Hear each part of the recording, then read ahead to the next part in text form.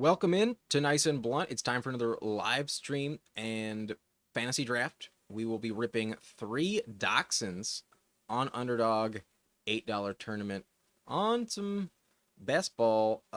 It's a best ball tournament. That's what I'm trying to say. Anyways, let's go.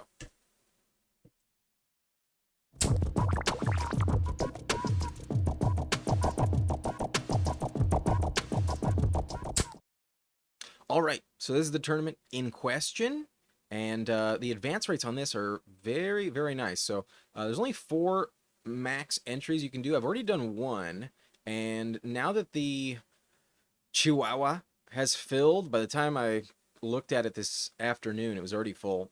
So glad I got as many in yesterday as I could. I want to make sure I do not get boxed out of this. So I have 3 left. I plan to do all 3 tonight, and hopefully we get some good picks and things go well. So if you are interested, if you would like to draft with me, I will be hitting the button very shortly. I'm on a minor delay, so if you're ready, go ahead and hit that button right now, and I will join in 3, 2, 1. Let's go. 9 spots left. If you would like one of these, go ahead and take it. But in the meantime, we will be waiting for this thing to fill. But Jamie, welcome in, welcome in. Thank you for joining me. Hello. How's your Monday going? What draft is this? We are doing the Dachshund. The Dachshund. I don't know if you ever had a Dachshund or known someone with a Dachshund. Very, very nice dogs. My sister had some Dachshunds for a long time. Shout out to Jackson, the little Jacksoncito. R.I.P. He was a very, very chill dog. But 1 spot left. We are now full, so this thing will be going very, very soon. Lobby's full. And we get pick 7. Pick 7's better than pick 8. At least it's better than pick 8, but bummer. We'll probably go CMC in that case, but no worries, Jamie. We'll do 2 more. We have 2 more available, and I will be doing them tonight. So it's not the end of the world, at least for now, unless you just maxed out. But yeah, definitely a second and very likely a third. But yeah, definitely want to fill this tournament. If you make it to the playoffs, a 1 out of 5 advance rate is as good as it can get on Underdog in week 15. Then 1 out of 6, basically just as likely. And then 156 seat final. How much do you make if you make the final? Top 156 take home 300. So let's see, if you can only do 4 of these, you pretty much make your money back if you get to you come close to making your money back if you make it into the playoffs. And then if you advance to week 16, then you make about triple your initial entry, assuming you max it out, assuming you do all 4.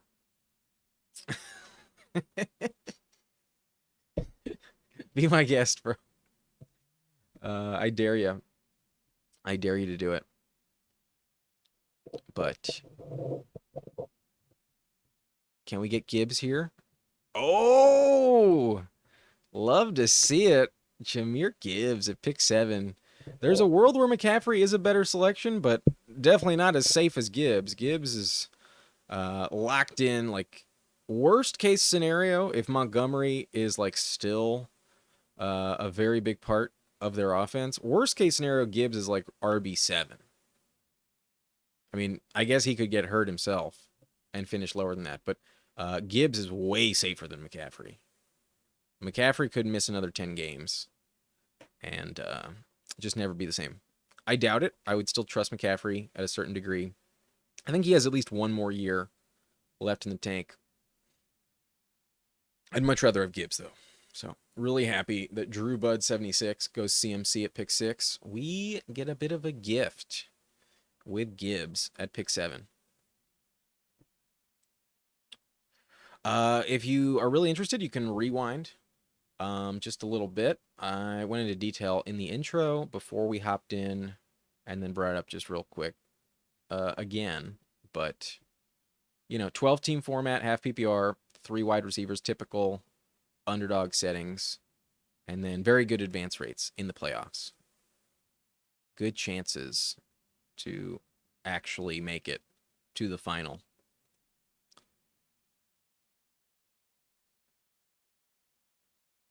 Anyways, this is pretty much a common start. A.J. Brown. Would have loved A.J. Brown there, but I'll probably just take Ladd. The tier break behind Ladd at receiver is significant. So, yeah, not going to do anything too crazy. We'll just take Ladd. Happy to have the best receiver available. And a balanced start to begin. Jahmyr Gibbs, Ladd McConkey. No issues there. But did anything crazy happen? Not really. Nico at 8, Puka 9, Neighbors, St. Brown, Genty, Brian Thomas, A-Chain, London Henry, A.J. Brown. Yeah, the only weird pick, not really that strange, is CMC. He goes at pick 8, so that's not really like a massive reach. But yeah, otherwise this is very, very basic. Hopefully this thing mixes up a little bit as we move on. But that's not the end. That's not the end of the world. Drafting at the middle, you'd like to get some values, but it'll be okay.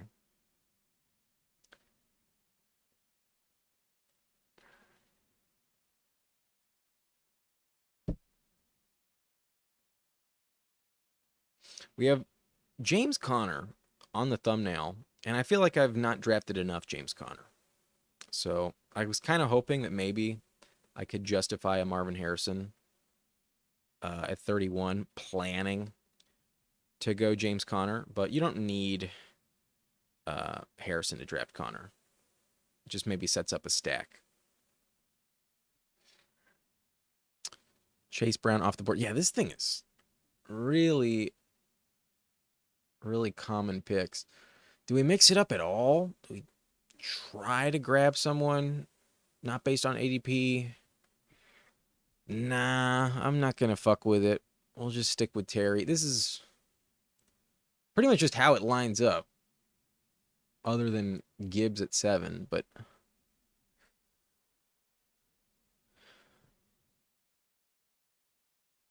I would like a slightly different team. But you know what? In general, I usually mix it up. So to have a team just in line with ADP, it's not the end of the world. Jamie asking, should I even join this Dachshund tournament knowing you're in it and will win? Don't underestimate my ability to fuck it up, pal. The big money seems like I'd be donating to your championship. I mean, thanks for the compliment, man. That's very nice of you to say. But just watch. I will find a way to lose. No, we gotta stay positive. We gotta keep the right mindset. No, I'm definitely gonna win. Obviously, but second prize gets a pretty good return. Second prize brings home 20K. That's pretty nice. The only problem is your odds of advancing in the original pod are that much more different. If I'm auto advancing, you got to be that one team of the other 11. Is that worth it to you? That is the question.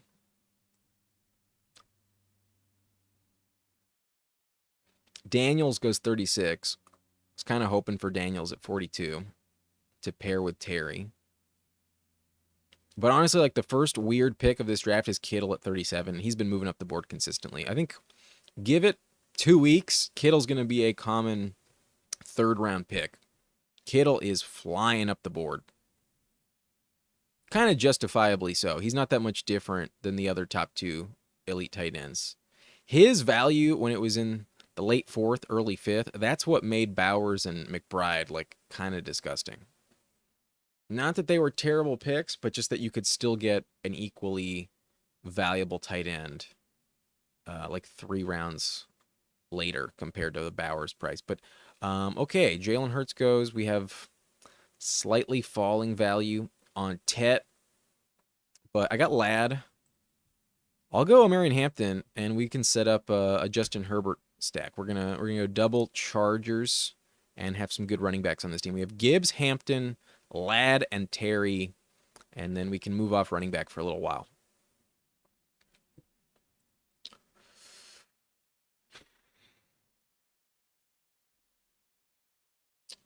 The single entries are definitely good, but like I said, I can fuck up a draft. Trust me, man. I can definitely fuck things up. But in general, on Underdog, like 2 out of 12 is still a really low likelihood of actually advancing. You know, like you can have a really good team, you can finish third, and it means nothing. What's up, Dev? Good to see you. Shamrock, we're doing a couple more, so you got time if you're going to stick around and you want to join in another Dachshund later. We will have at least one. I think I'm going to do 2 more. I have 3 entries in the Dachshund. One of these is one of those 3, and I plan to finish it, max it out tonight. Don't really have much time tomorrow to be drafting, so I think I'm going to get my entries in now before it fills. Have I heard the buzz about Najee on the trade block? I mean, I saw it. I saw a report. It kind of felt like a little bit of clickbait to me. I'd be pretty shocked if a team is actually interested in taking him, unless their like starter goes down. And I think of all the players to be trading for at running back, Kamara, I think, is the most likely option that teams are going to be lobbying to acquire. I would expect Kamara, then Etienne to be traded before Najee. Okay. We got Ladd, Terry. I think I'm going to go Pickens. And the main reason why I'm comfortable with Travis Hunter, I'm comfortable with Flowers. However, Pickens and the Cowboys do play Washington in Week 17. That could be a high-scoring game, and perhaps Marshawn Lattimore, if he's healthy, is going to be locking up CeeDee Lamb just a little bit. I would still expect Lamb to be productive in that game, but if that game turns into a big shootout, then perhaps having a piece of it is what we need. Also sets up a potential Dak Prescott selection, and we missed out on Jaden Daniels, so we need some stacking options as we move through this draft.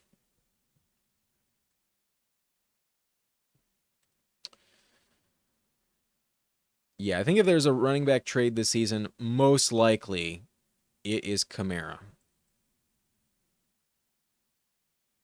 But that's the only thing about all the trade rumors at running back. Like, it's pretty rare that we see like non-marginal running backs get traded. Like the last serious trade at that position I can think of is Christian McCaffrey. Otherwise, it's like Cam Akers being traded. That's not that important, you know? Jordan Mason just got traded, but mid-season, that's a different story. Mason got traded in the off-season before the draft. He's on the thumbnail. James Conner. Like I said, I kind of want to increase my exposure to him, and I still think we can get a decent wide receiver in the next round. Meanwhile, I think there's a decent tier break at running back, so I will grab James Conner. And now our running back room is very, very, very solid. We got Jahmyr Gibbs, Omarion Hampton, James Conner. I'm going to move off that position for quite some time now. We'll grab just 2 handcuffs at good values. And then receiver is decent. Don't want to ignore it for too long. Definitely going to hit that position in the next round.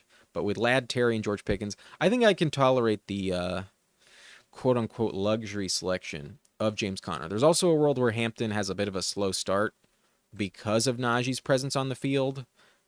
they signed him to a decent contract before they drafted someone. I think in the building, they don't necessarily owe him anything, but there's kind of a tacit agreement. Like, yeah, you will get some decent usage here on the team until it's just like overwhelmingly clear that Hampton is far superior. In September, we might get enough of a touch split where Hampton's not the most valuable option. Meanwhile, if Connor's going to be hyper productive, it's probably going to be in the beginning of the season. We worry about Connor getting hurt. That is really the only problem with James Conner. His age and his consistent injury concerns. But last year he did play 16 games, some of the most he's ever played. And who knows, maybe he stays fully healthy once again. Doubt it, but who knows. He's on the thumbnail, though. So good vibes, good luck. Happy to take him here at 66.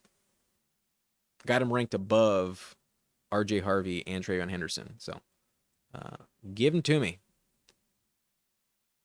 I do have Gibbs, so I could potentially go Laporta. It's been a while since I've taken Laporta, but this would kind of hamstring me a little bit at receiver. But it's been a while since I've gone with like an elite tight end, quote unquote elite, that has not been Kittle. So let's say fuck it. We have Gibbs. We can take Laporta.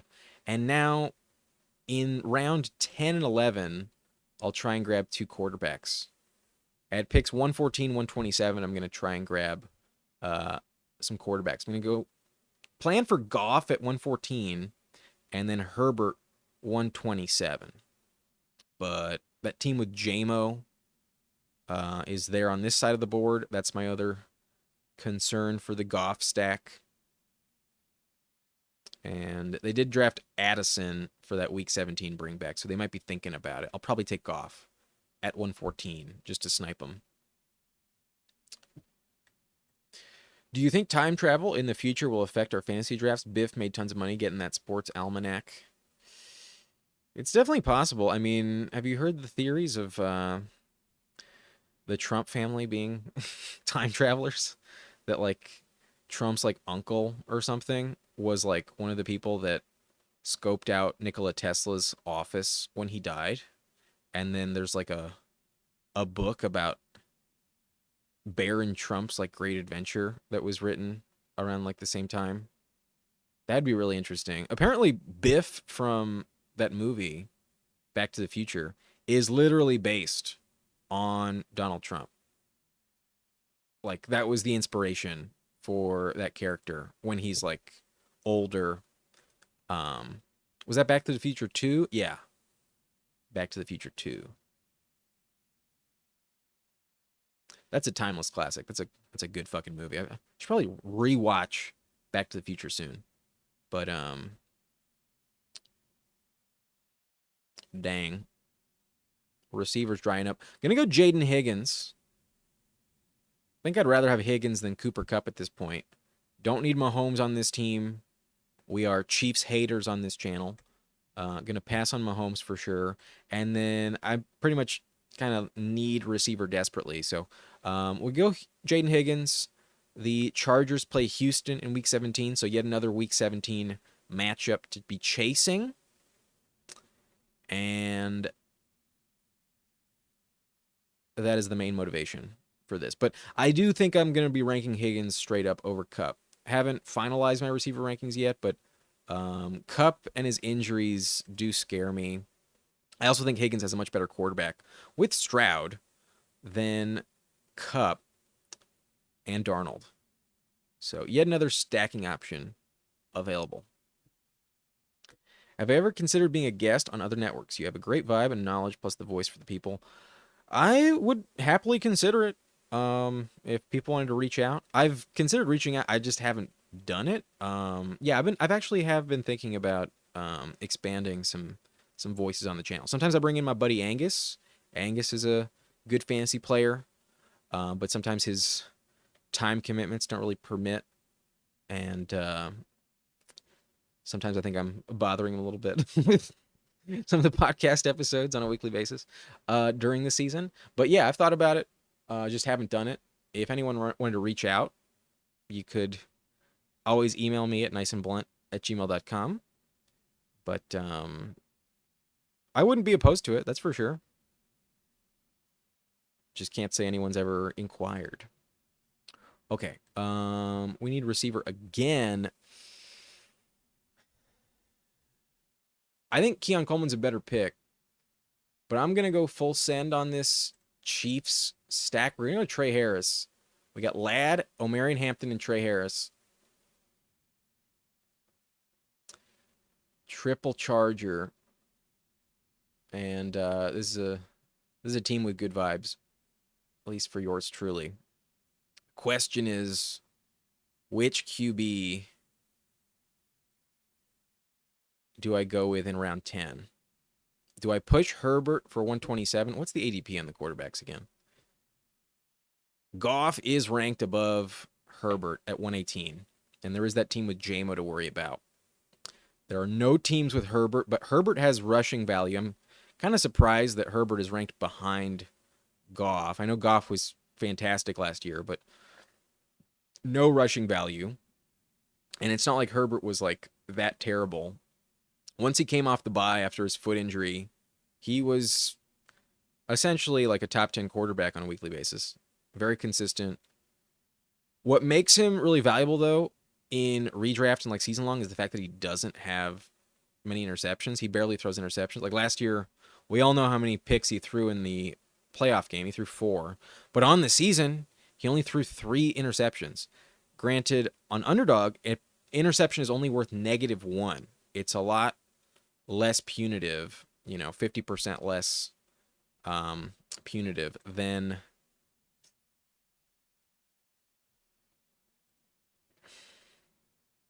normally. We're going to go Jared Goff for that Gibbs-Laporta combo. Usually Herbert goes in the next round, but I might get screwed because none of these teams have more than one quarterback. They all have one. So if they're planning for stacks, no one's going to snipe me, but sometimes you don't need to have Herbert stacked up to take him.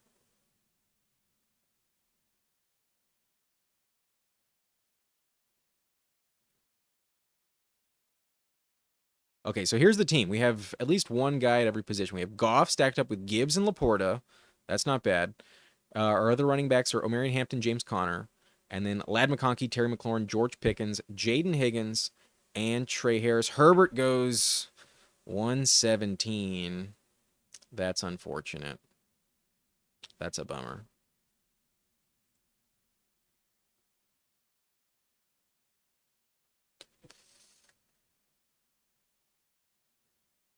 Okay. Sure. Yeah, if you want to hit me up, go for it. niceandblunt@gmail.com. Also, if you're interested, anyone watching or watching on the rewind after it's been posted, if you would like to be in the subscriber league this year, hopefully we can do 2. We might have a bit of an overfill, but at the moment, if you want to claim a spot, send me an email at niceandblunt@gmail.com, subject league, and let me know you're interested. Need some form of contact and communication to hook that up. But where do we go here? I think I'll look for Stroud on the way back. Maybe I might get sniped on Stroud. I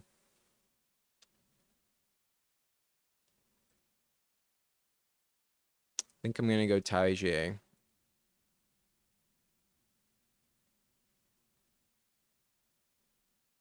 Yeah, if we have Tajay, then I can definitely stop at 5 running backs. The receiver room with Ladd, Terry, Pickens, Higgins, and Trey Harris.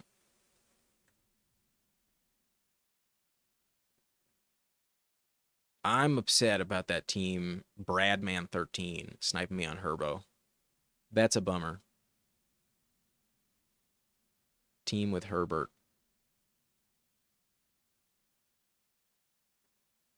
Dang. The team with Jameson Williams did not grab a quarterback, so maybe they were just planning for Goff and just didn't want to take him, but that's a bummer.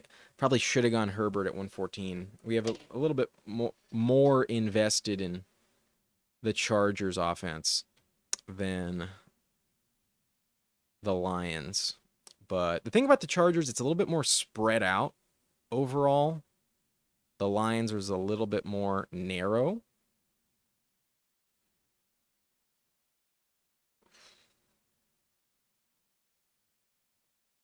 Yeah, I wish I had Herbert on this team. Sometimes it just doesn't work out. But, ooh, that team with...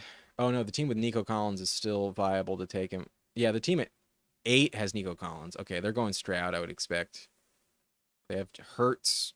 I think this pick is going to be Stroud. So, yeah, bummer. That's kind of a shame. Wow, Mims falls.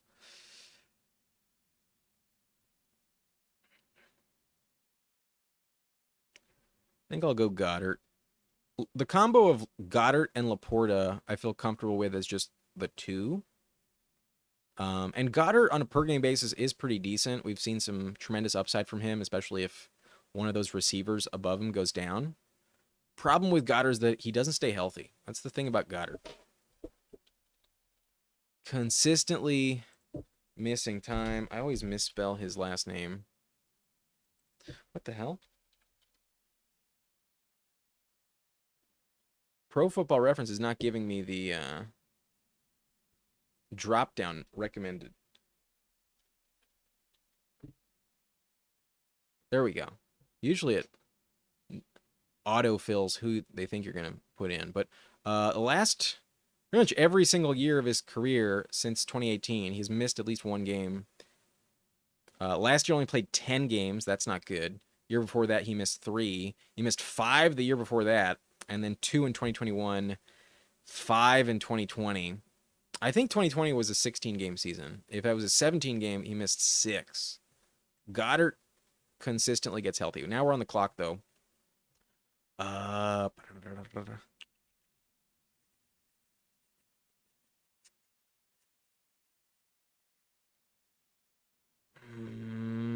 I'm going to go Jack Betch. Set up a Geno Smith combo. Because y'all know I like Dante Thornton later on. So, an excuse to take Betch. This is probably a bad pick, in all honesty. He should probably continue to fall another round or so. But, the team with Bowers and the team with Jacoby is right behind me at pick 6. We're going to snipe them. That's not the team that sniped me earlier on, but I'm gonna do it.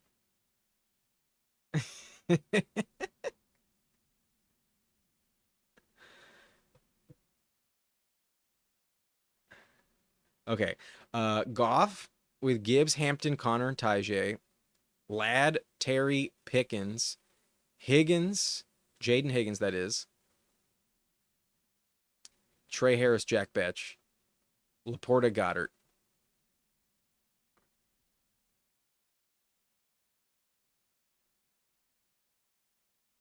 Okay. We're done at tight end. We need one more running back. Probably 2 more quarterbacks at this point.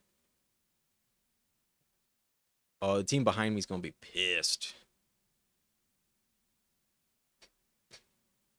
They're going to be fucking mad. But when you have Jacoby that you took a little bit before ADP and Bowers, oh, I can see it now. I'm sure they're not watching, but like I can just envision it in my mind. They're expecting Geno with confidence here. Oh, I'm a dick. I'm an asshole.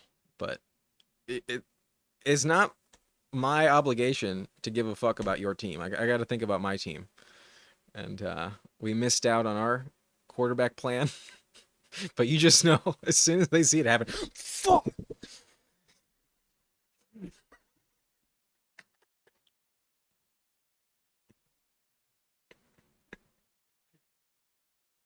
Yeah, they take the full timer. They were mad, I'm sure. Sorry, Drew Bud. Sorry, Drew Bud. But I do think Geno's one of the better quarterbacks at this price range. Similar tier to Bryce Young, Matthew Stafford, Cam Ward, but a really good value.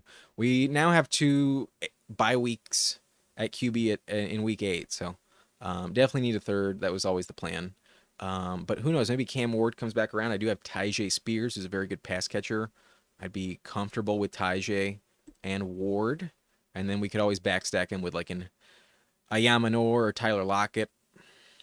Maybe Chig Okonkwo. No, we're not. We're not drafting tight end. Not Okonkwo. Not Mr. Okonkwo. But he is trickling down. Who has Ridley? Oh, the team that I just sniped has Ridley. Okay, they'll probably take Ward from us. But Stafford's also falling. Stafford has a week 8 bye. So Darnold also has a week 8 bye. That's a bummer. Rodgers buys in week 5. I have no Steelers. Bye weeks biting me in the ass. Stafford off the board. Darnold's about to go. This team, I think, has forced into taking Darnold.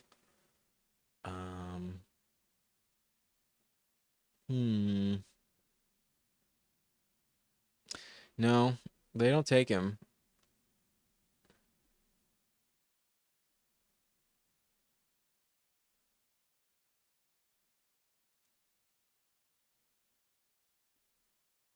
I'm gonna go Alec Pierce. Kind of regret that. Took Pierce with the proposition that I can go Daniel Jones later, but the thing is, I want Deontay Thornton with this round 16 pick. I should have just fucking taken Deontay Thornton. And then instead of Alec Pierce later on, we can just go A.D. Mitchell with Daniel Jones. Dang it. Dang it. Okay. Okay. I'll look for that that comunicado. Thanks, Jamie. Dev wants in the subscriber league. Hope you hop in. That'd be dope. Shamrock gonna try and hop in the next one. We're getting close to it, so you got some time for it.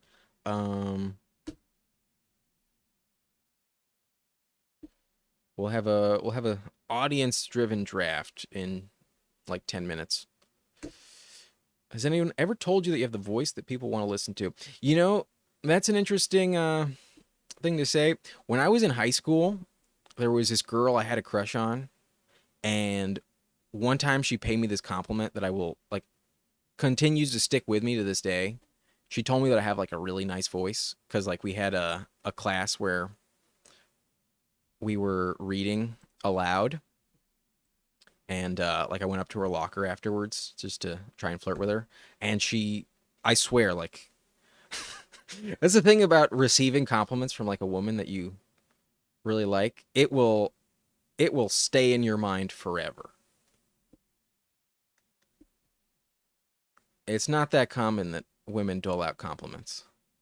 I mean, some of them do, obviously, but when it's something that you like put a lot of weight into, that shit will never leave your mind. So it's not like I think about that all the time, but yeah, I have heard that I have a good voice. Thanks, man. Um, there's a time locked contest, so that is a good point. I think that was a while ago. You may have. Oh yeah, you're probably talking about that Jack Betch price. Yeah, no one's getting a massive discount on Betch later on. But I got the Dante Thornton, Jack Betch, Geno Smith stack. That's good for us. Yeah, I don't know if I'm gonna go Trey Tucker. I don't think I'll go Trey Tucker, but Dante Thornton for sure. I think Thornton is the guy you should target the most. But Betch has higher draft capital. Betch isn't bad. At some point, I do think Betch will work out. Oh, is this team going to snipe me on Daniel Jones? I think he will. It only has Justin Fields, so has to be thinking of someone. But Rodgers is there on the board, so we'll get someone. Guys, Tyler Shuck. All right, that's fine. Gonna go Daniel Jones. I think Daniel Jones has some more upside than Rodgers does, and we have Alec Pierce. Hopefully Pierce can still operate as the deep threat for Danny Dimes. But the last pick of this draft is definitely going to be a running back. We only have 4, and there's only 1 round left. So here's the team. We have Jared Goff with Gibbs and Laporta. We have Geno Smith with Jack Betch and Dante Thornton. We have Daniel Jones who has some rushing appeal. You can have an unstacked Daniel Jones and get away with it, but at this point it feels pretty much guaranteed that Daniel Jones will be the starting quarterback in Indianapolis. According to reports, he is far ahead, has a big advantage over Anthony Richardson already at just like 1 week into July. There's still 2 weeks left of training camp before the NFL season kicks off, and Daniel Jones will be the starting quarterback for the Colts this season. Barring an injury, Richardson, I think, might be done in Indianapolis. So that's decent. And then we need one more running back. I think Marshawn Lloyd is one of the more valuable handcuffs to own, so I will take Marshawn Lloyd, one of my most drafted players. And given our depth at the top, this is a bit of a steal. 11 picks past ADP. I already think he's going way later than he should. Like, I can argue for Marshawn Lloyd in the same tier as like Austin Eckler, Trey Benson. I don't see that much of a difference between Trey Benson and Marshawn Lloyd. Now, obviously, Josh Jacobs is more likely to stay healthy, probably, than James Conner, but injuries happen to anyone. There's nothing guaranteed for Josh Jacobs to remain on the field. So, Marshawn Lloyd in round 18, chef's kiss, love it, perfect value. Very happy with that. And the rest of the team, we have Gibbs, Hampton, Connor, Tajay, and Lloyd. And then at receiver, we were trying to set up a Herbert stack, but we got sniped. We have Ladd McConkey, Terry McLaurin, George Pickens, Jaden Higgins, Trey Harris, Jack Betch, Alec Pierce, Dante Thornton. And then at tight end, we have Laporta and Dallas Goedert. So decent team. Would have loved Herbert on this roster, but I think it is fine the way it is. I think we'll be okay in the end. But we're going to hop in one more. Let's get ourselves ready and situated. Like I mentioned, we're down to 2 more entries in the Dachshund. We will be drafting both of them tonight. And let me get my phone. I'm going to do it on my phone. Don't hit the button yet. Do not join. I don't want to get juked out because the location is not connecting. So give me a few seconds here. Gonna have it on my phone. Where is it? NFL. The Dachshund. Okay. I'm ready. I hope you're ready. Hit the button right now. Right this second. And I will join in 3, 2, 1. And the delay should time up. Oh, fuck. Come on. My phone's lagging. I'm in. 8 more to start. My phone let me down. I hope we're all in the same lobby. I hope if you wanted to join me, you're in the same lobby. There's 6 left.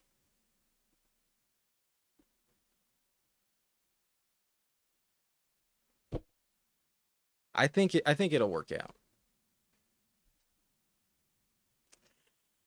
I'm sorry, Jamie. That's a bummer.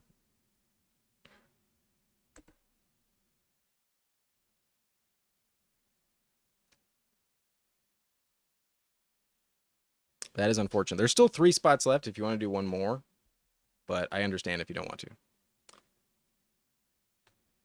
Dang.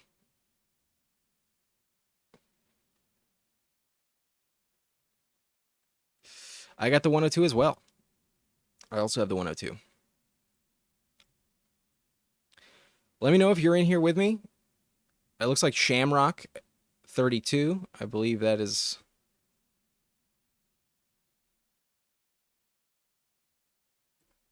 You, Shamrock. Okay, I missed some.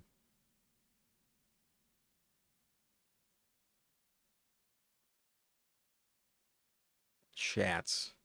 Grab Shipley. Pierce is a great best ball pick. Does this guy have edge? We'll find out.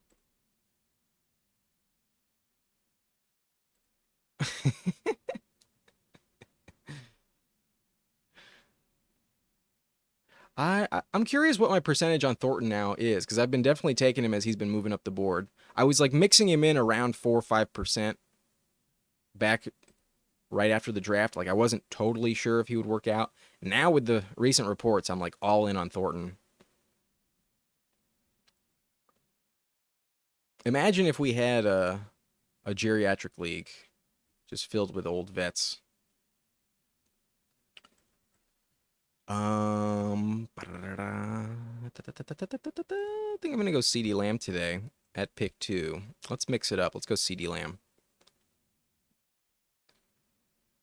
If Dak is healthy, I might trust Dak a little bit more than I trust JJ McCarthy. You know, at least we know what we're getting with Dak. We've seen Lamb perform at an elite rate with Dak in the past. Jefferson is just hyper talented, can make anything work, but how much do we really trust JJ McCarthy? I think you're splitting hairs at this point. Go ahead and take Jefferson if you want. Generally, I usually take Jefferson because he usually doesn't fall past pick 3 or 4. So I don't want my exposure to be like minimal on Jefferson. But I'm starting to lean CeeDee Lamb at wide receiver 2 overall, slightly above Jefferson, just because of that quarterback situation. Just because of the QB.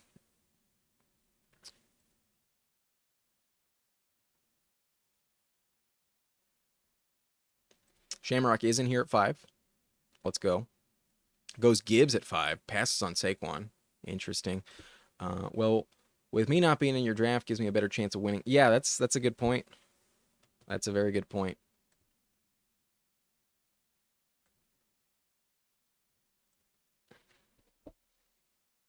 Okay. Time to lock in.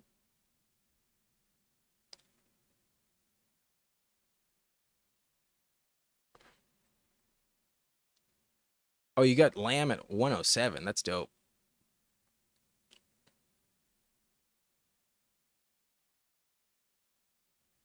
Okay, so our Lamb at 2 is kind of a weird pick, but I think justified. Saquon falls to 6. Saquon has been moving down the board consistently lately. Is it just the Madden curse that has people freaked out? Is it just the Madden curse? How much do you trust KOC versus Shoddy? That's a good point, Ant. That's a great point. Yeah. Easy to forget that Mike McCarthy's not there. A valid point.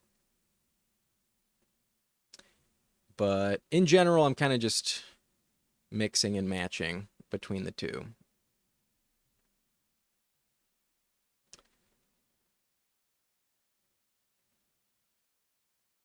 But there is also slightly less target competition for Lamb as opposed to Jefferson. Like in Minnesota, there's also TJ Hawkinson, Jordan Addison.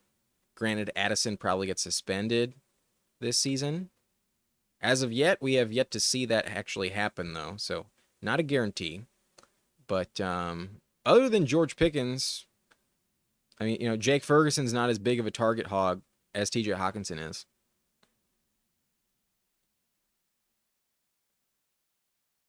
But Schottenheimer has been in the building, so if he knows one thing, if he's going to give himself a shot to keep his job, it's, give CeeDee Lamb the ball as much as possible. It's probably the move. I don't really have a big distinction between the receivers coming back around. However, I do feel like if we miss out on Jacobs, there are some concerns. This team at the turn might double tap running back, and I'd be pretty livid if I missed out on one of these RBs. If he took Jacobs and Chase Brown, I'd be kind of pissed. So just going to grab Jacobs, let that team do whatever the fuck they want. And we'll just get a consolation prize. At receiver, yeah, as expected, they at least took Chase Brown. They're going Trip Bengals. The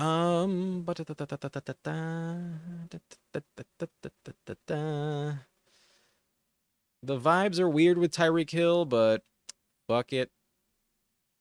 We'll take him. Not sure he gains that much value now that Jonnu Smith's gone and Darren Waller comes in. I think the main benefactor would be Jalen Waddle.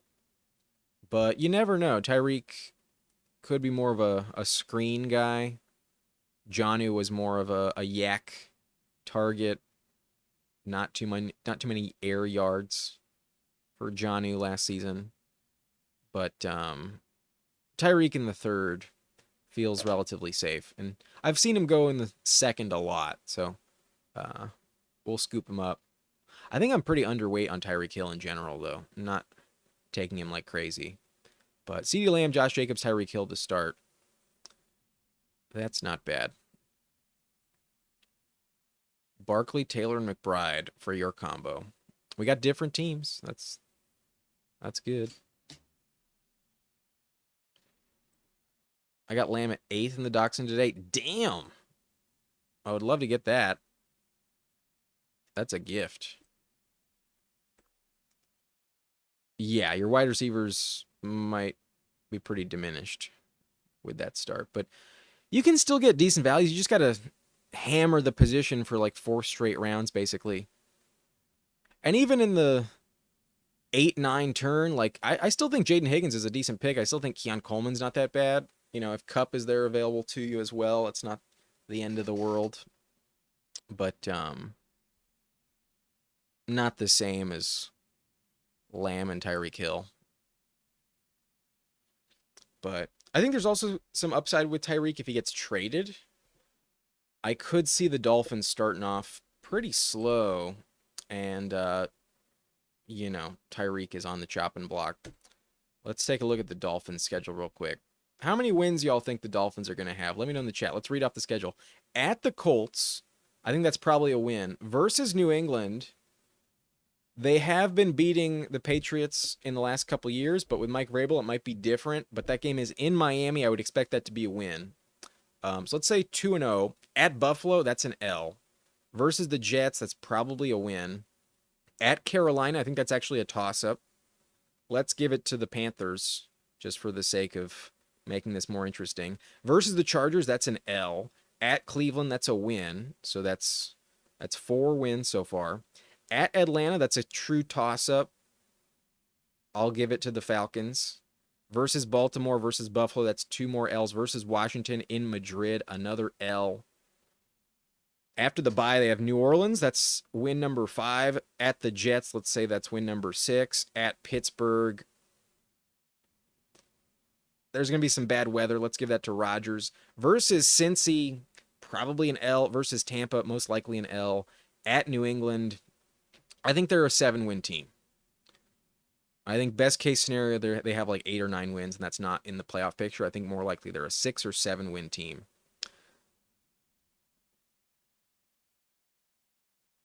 That stretch mid-season where they go at Atlanta versus Baltimore versus Buffalo versus Washington in Madrid. That could be a 4-game losing streak. Paired with this Chargers loss, a 1-5 stretch, weeks 6 through 11.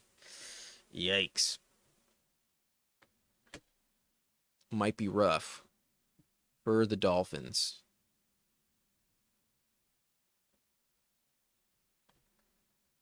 Tet is falling. I'd happily take Tet at 47. What does this team do right before me, though? Do they scoop him up? Goes Devontae Smith. Fuck yeah, I've got a shit ton of Tet already. Happy to have him at this side of the board. Fuck yeah. Let's go. Teteroa McMillan at pick 47. Love to see it.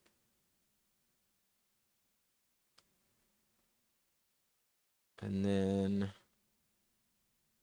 do I grab Waddle? That is a big question here. Do I take Waddle?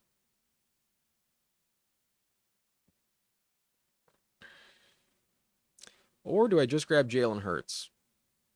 Unstack Jalen Hurts versus Pickens, Waddle, Travis Hunter. Yeah, I'm going to do it. I'm going to take Jalen Hurts. Too much rushing value to ignore. That team with Devontae Smith probably upset, but tough shit. That team has Saquon and A.J. Brown. I'm sure they wanted him too. But I doubt Hurts would have made it past the Devontae Smith team.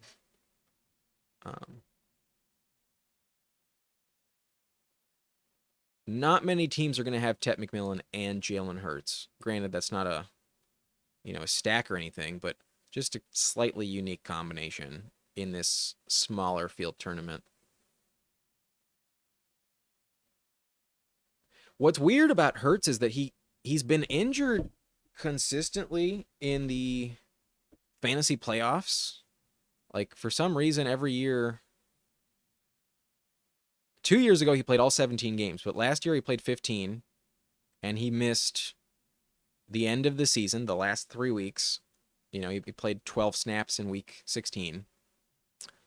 In 2023, played all 17. 2022, again, missed the fantasy playoffs, missed week 16, 17.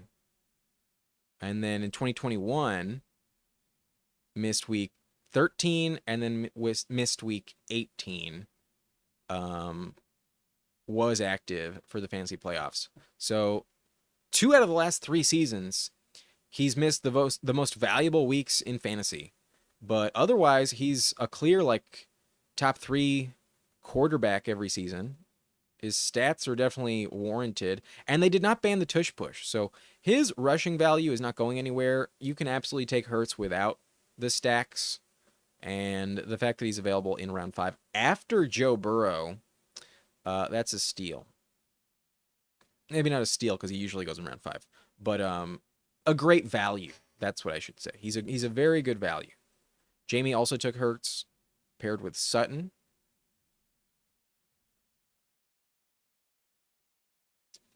Not bad. But if I didn't go Hurts there, I think I would have taken Chuba. Either Chuba or Joe Mixon. The main reason I would have considered Chuba is because we had Tet.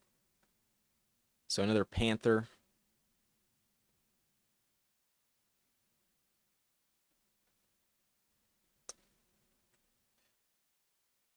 Your receiver depth is thin, my friend. That is a risky endeavor on Underdog with only Courtland Sutton and Matthew Golden. Don't know if you need Caleb Johnson there. I would have skipped on Caleb if it was me. But Caleb Johnson goes pick 66 in this draft, so some people like him. I think he's fine. I just don't like the Steelers' offense in terms of upside. And I'm worried that Caleb Johnson, at only 22 years old this season, only 3 years of college experience, not going to be a heavy pass protector. And as the weeks go by, if Rodgers gets frustrated, Rodgers is going to be lobbying to get him off the field. That's my main concern on Caleb Johnson. He's really talented. I liked him a lot coming out of the draft, or I guess going into the draft. I'm going to go Jacoby Myers. Actually, no. I'm going to take DeAndre Swift and then live with whatever receiver Team 1 leaves me. I do have Swift ranked above Dave Montgomery. I know the ADP has it flipped, but personally, I'd rather have DeAndre Swift than Dave Montgomery. I think there's some concerns about that O-line in Detroit. The play calling's not the same, and you would expect Gibbs to be a little bit more involved. But the contingent upside, obviously, with Montgomery is why he goes higher. I still think Swift is very valuable in the same tier, splitting hairs between the two. But personally, I do have Swift ranked slightly above David Montgomery. It's a minute rankings difference. Just personal preference. I probably would have gotten him, but we ended up getting who we wanted in the first place with Jacoby at 74. Oh, somebody's saying hello. Somebody's here to say hello. Hello. Hello, little girl. You want some liver? You want some liver? Yeah, that's what it is. That's what it is. Okay. Whoops. Whoopsie. I always forget to turn that off after we use it.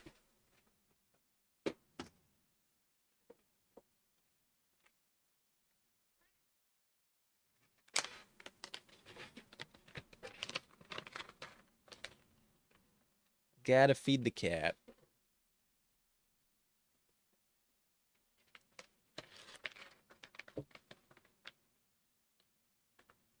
This cat is so vocal.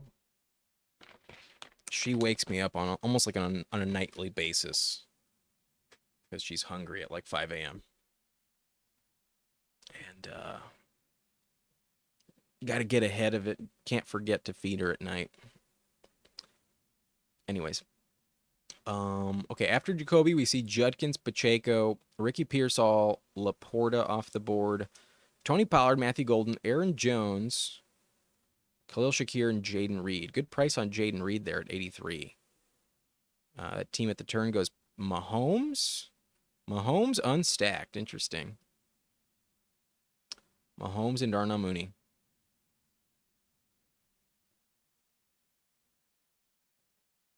They're kind of all over the board in terms of teams they're invested in.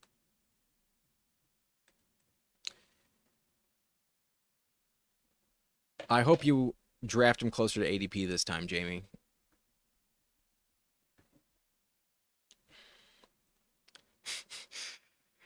Yeah, you will get buried at receiver if you don't focus on it enough on underdog. Gotta pay attention at that spot. Because once you hit pick 100, the depth at receiver is almost non-existent.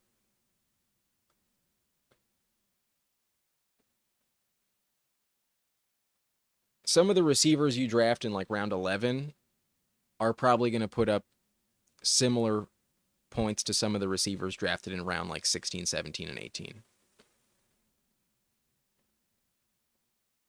At least on underdog. But our team rolling with Jalen Hurts at QB, unstacked, Josh Jacobs, DeAndre Swift, wide receiver CeeDee Lamb, Tyreek Hill, Tet McMillan, Jacoby Myers. We have a good receiving core. Running back a little bit thin, but we can always piece it together. We'll be okay. TJ Hawkinson falling. I'm sure the team with Jefferson would like to grab Hawkinson here, but they do have McBride. I think I'm going to go Hawkinson. A decent price on Hawkinson here. Pick 95. His ADP is 88. And it does open up the J.J. McCarthy combo. Granted, we're just shitting on J.J. McCarthy earlier at the top of this draft. So perhaps I should have gone Justin Jefferson. Hindsight, always 2020, though. And then with that in mind, we're invested in Minnesota. Let's go Jordan Mason. Even though I think this price on Jordan Mason is like 2 rounds too expensive. If I'm wrong about Aaron Jones, if Aaron Jones does get hurt, then Mason could crush. But I almost never draft Jordan Mason. This is kind of just for the sake of mixing it up and having a different pick for once. But I think this ADP is overrated as fuck. I don't see a big difference between Jordan Mason and Tyjae Spears or even like Ray Davis. But Jordan Mason goes pick 98. You can get Tyjae and Ray Davis closer to like pick 130, 135. It is what it is. Yeah, that's not bad. That's not bad.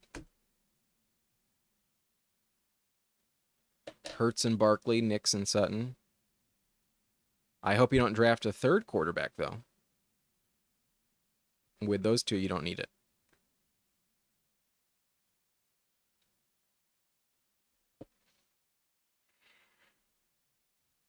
But, haven't mentioned it. It's probably a good time to do so. If you're new to the channel, if you've been watching for a decent amount of time so far and you're enjoying the show, hit that subscribe button for me. Always nice to grow the channel with new people. And if you have been watching for several rounds now, since the beginning of at least maybe this draft, hit that like button. Do me a favor, hit that like button. Subscribe and hit the like button. And if you would like to be drafting with us in the future, if you don't want to miss out on any time I go live, ring the notification bell as well.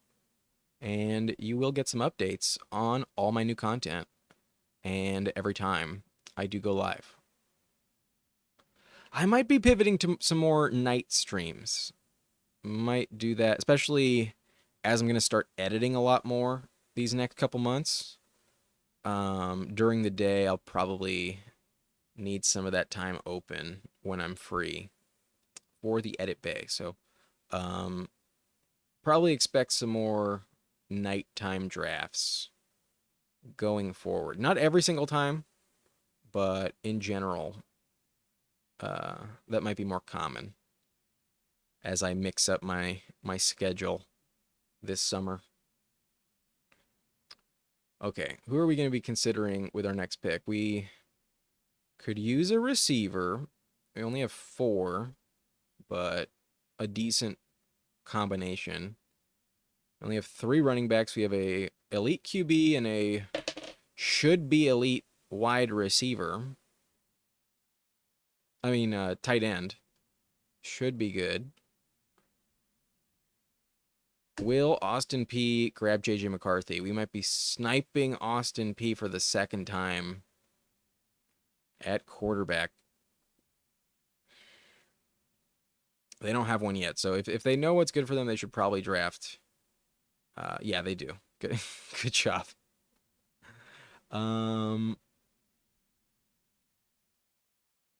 Yeah, this part of the draft kind of fucking sucks, but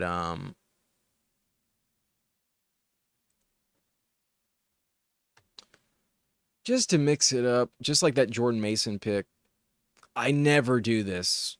You all know I am such a Travion person. I never take Ramondre, but on a team where I draft Jordan Mason, a pick I find disgusting, might as well go with another.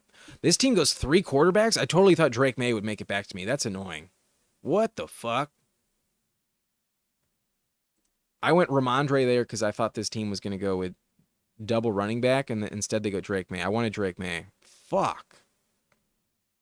I guess with Hurts, it's really not that big of a deal, but that was the plan in my mind.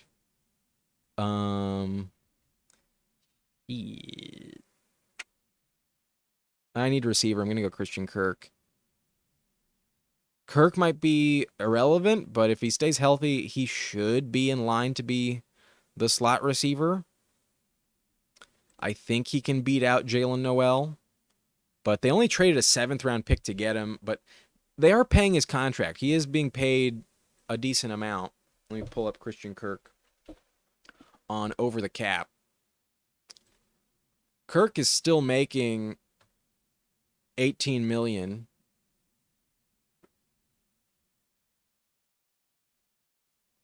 He's a cap hit of 14.2. They should plan to use him, you would think. So I'm definitely more of a Jaden Higgins type of drafter. I do worry about Christian Kirk, but we only have 4 other wide receivers. We need somebody.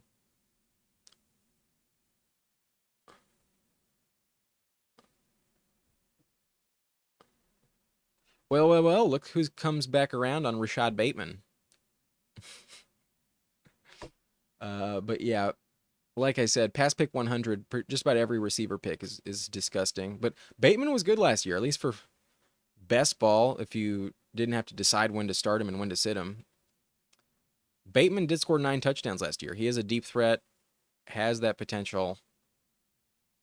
He's not a terrible pick, but the reason where he goes where he does is because he pretty much always goes to the Lamar Jackson team at the turn there. And that's what happens in my draft. Prem Rock took Lamar 35. Got Zay Flowers to fall at 59. Wow, good for Team 11 there. Has the Zay Flowers, do they have Derrick Henry? No, they don't have Derrick Henry. But has Zay Flowers, Mark Andrews, and Rashad Bateman paired up with Lamar. That's not bad. It's probably unlikely that Lamar throws 41 touchdowns again, but last year it was good to be stacking Lamar. His rushing touchdowns didn't quite materialize. Only 4 rushing touchdowns for Lamar, 41 passing. You would think that kind of evens out just a little bit this season. Maybe like 3 of those passing touchdowns turn into rushing touchdowns. A 35-7 ratio is probably more likely for Lamar this season. Jaden Higgins in the 9th, Roschon in the 15th, Wright in the 14th. I do like Jalen Wright. The price on Jalen Wright's pretty good. Same with Roschon. Just a matter of, do you need running back in those ranges? Okay, so what does this team need? I need Goddard on this team for sure. When we have Jalen Hurts, that's probably the pick. Will he make it to us? Maybe, maybe not. If not, I can always go Likely instead. I am a fan of Isaiah Likely. And then Stroud is falling around. Shamrock might take him. Austin P probably takes him. We sniped him on Devontae Smith. He sniped me on J.J. McCarthy. He needs a quarterback. I would expect Stroud to be taken here at 142. Yep, that's what happens. So I'll go Goddard because the team after me has 3 quarterbacks, only 1 tight end. That's the position I need. And with Hawkinson and Goddard, we can call it a day with those 2 tight ends once again. Question here is,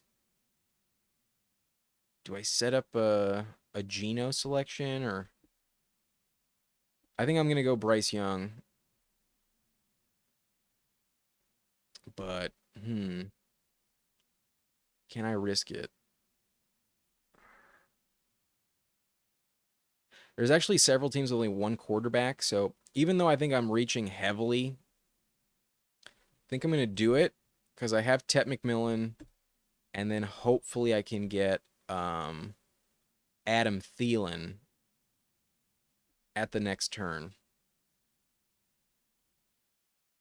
Because there's multiple teams with only 1 quarterback. That team at 12 with Mahomes only has 1 QB. The team with Josh Allen also only has 1 QB. And then the team with Jaden Daniels also riding with only 1 quarterback. We've also seen some late investment on quarterback, like the team right before us that has sniped me twice. And at this point, the tier of quarterbacks are all kind of similar. So although we're not getting a good price on Bryce Young, I just need him on this roster to make it work. I think Bryce Young is a valuable low-end QB. He did finish the year pretty strong, has some rushing upside as well. Pretty underrated in the rushing department. But I think he finished last season, like his last 7 games, he had 5 rushing touchdowns. And a lot of people forget that. I think it's underrated, an aspect of his game. Yeah, so here are the rushing stats. In Week 18, he had 2 rushing touchdowns. Week 18 kind of doesn't count, but still. And then in Week 16, another rushing touchdown with 68 rushing yards. In Week 15, 12 rushing yards and a touchdown. And then in Week 13, 17 rushing yards and a touchdown. Also had a rushing touchdown with 12 yards in Week 1 last season. So it does happen a little bit. He finished the year with 6 and 5 in a 7-week stretch as he came alive. He was a top 15 quarterback to close out the year. He was a usable piece in fantasy thanks to that rushing appeal. And I do think that offense is going to be better this season as Tet comes into the fold. Xavier Legette does go off 151. Thielen is one of the best remaining receivers available. So can he fall to us at 167? Let's hope so. We're picking at 167 exactly. So as long as he's there at ADP, we should get him. But yeah, now that I have Bryce with Jalen Hurts, I don't need another quarterback. And Shamrock took Geno himself. He has Brock Bowers, so it makes sense. The teams I was anticipating grabbing quarterback have taken him. So no regrets at all on that Bryce Young pick. But I think I just saw Thielen come off the board. Yep. Stage 9, the Klinger has Thielen at 163. That's kind of unfortunate.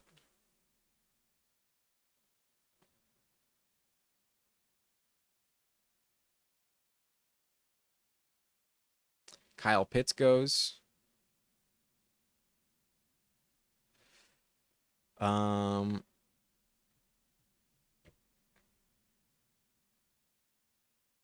think if I double tap running back here, because I'm not like dying to take these receivers, then I can just go trip wide receiver to close it out, and it will be fine.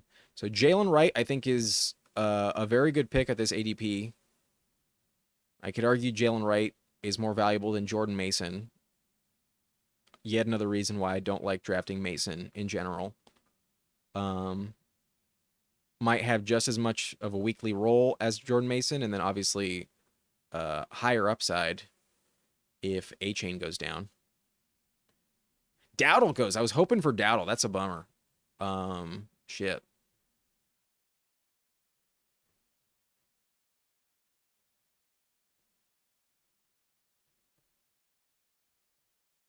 I'll go McMillan. Dowdle would have been a decent stacking option with Bryce Young because he does catch passes. And that would have been okay. But no, we don't get him. Bummer. It happens. Okay, Shamrock's in here with us at pick 5. He goes Wan'Dale Robinson. Let's take a look at Shamrock's team. Starts Jahmyr Gibbs, Brock Bowers. So needs to catch up at receiver when you have that type of start pick. With Marvin Harrison, DK Metcalf, Calvin Ridley is getting back on track. Love the value on Travion Henderson. I think I would have taken him as well as the RB2 at 68 there. And then Ricky Pearsall at 77. Good value on Pearsall. Kyler Murray to pair with Marvin to get ahead of that Trey McBride drafter. Understand that selection. And then Keon at 101. I think that's very justified. I think that's the right decision there. And then going with Scattaboo at 116. Good price on Scattaboo. Tajay at 125. Tajay is a good RB4. And Tank Bigsby at 164. I'm a Tootin guy, but there is a world where Bigsby does pay off, and I think there is a slight ADP dip on Bigsby here, so not bad.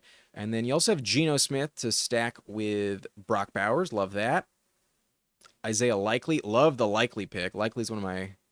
Oh, no, he's officially my most drafted tight end. Officially my most drafted tight end this offseason.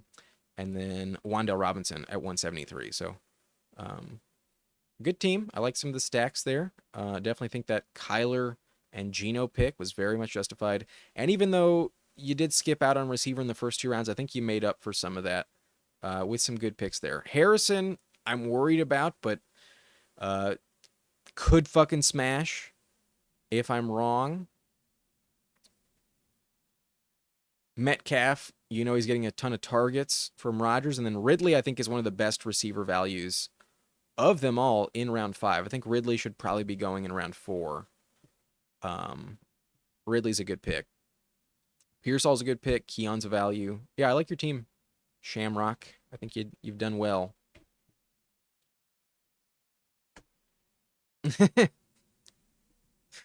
Stage 9 Klinger. Uh, Much worse than a stage 5 Klinger. Jamie Parag, my team. Hurts, Nix, Barkley, Taylor, Caleb, Wright, and Roshan. Good running back room. Hunter, Sutton, Golden. Is that Travis Hunter? Or is that Jarquez Hunter? I think it's Jarquez Hunter. Sutton, Golden, Higgins, Bateman. I'm on the clock. Give me 1 sec. I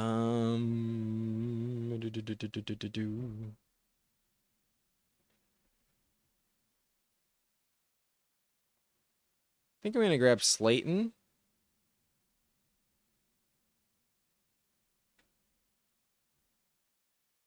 And then live with whatever running back this team leaves me. They go Jarquez. I'll grab Marshawn Lloyd. There's a lot of risk with Mason, Ramondre, and Jalen Wright not giving me anything. So that means there's just that much more of a focus on Jacobs on this roster. And if he does go down, we will get all of those starting weeks from Marshawn Lloyd to correlate with Jacobs. So that's the running back room. Jacobs, Swift, Mason, Ramondre, Jalen Wright, Marshawn Lloyd. Quarterback room is Jalen Hurts, Bryce Young.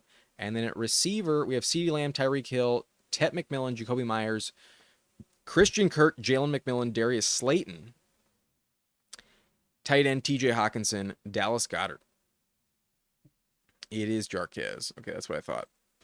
So running back room is good. Quarterback room is good. Wide receiver room, Sutton, Golden, Higgins. Sutton, Golden, Jaden Higgins, Rashad Bateman, Luther Burden, Tillman, QJ, and then at tight end, you have McBride, Mason Taylor, Terrence Ferguson. I don't think you needed all 3 tight ends when you have McBride. I think you could have gotten away with 2. But I do think Mason Taylor and Terrence Ferguson are good picks where they're going, so I understand why you would want them. I just think your receiver room is a little bit too shaky to only get away with 7 of them. I would have liked an 8th receiver instead of a 3rd tight end. That's the only thing I would change. Otherwise, I think you made it work. I probably would have drafted a different receiver than Caleb Johnson. I think drafting Caleb Johnson is where you went overboard, my friend. But it could work. It could still work out, but yes, wide receiver does suck. Indeed. Probably a little too risky. Ant loves Jordan Mason this year. Can you make a case for Jordan Mason? Like, I have, my understanding of why Jordan Mason could work out. I'm just not like that much of a believer in it.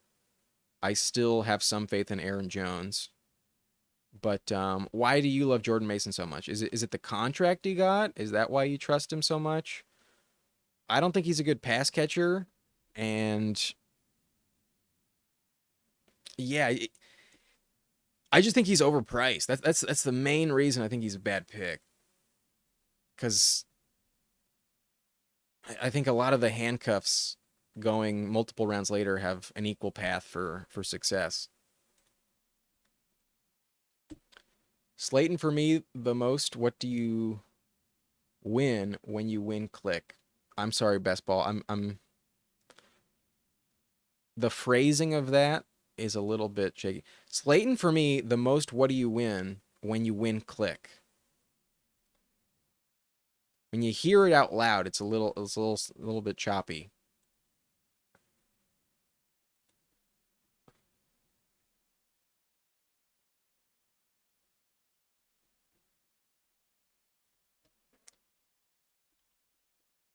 Are there any Panthers left? None that I want. Are there any Eagles left? Jahan Dotson. Probably not worth it, but let's queue him up in case I run out of time. I'd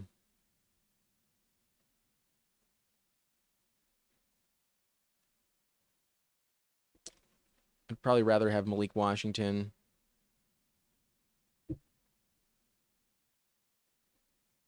But I've been clicking Jermaine Burton like crazy lately. I'm going to keep doing it.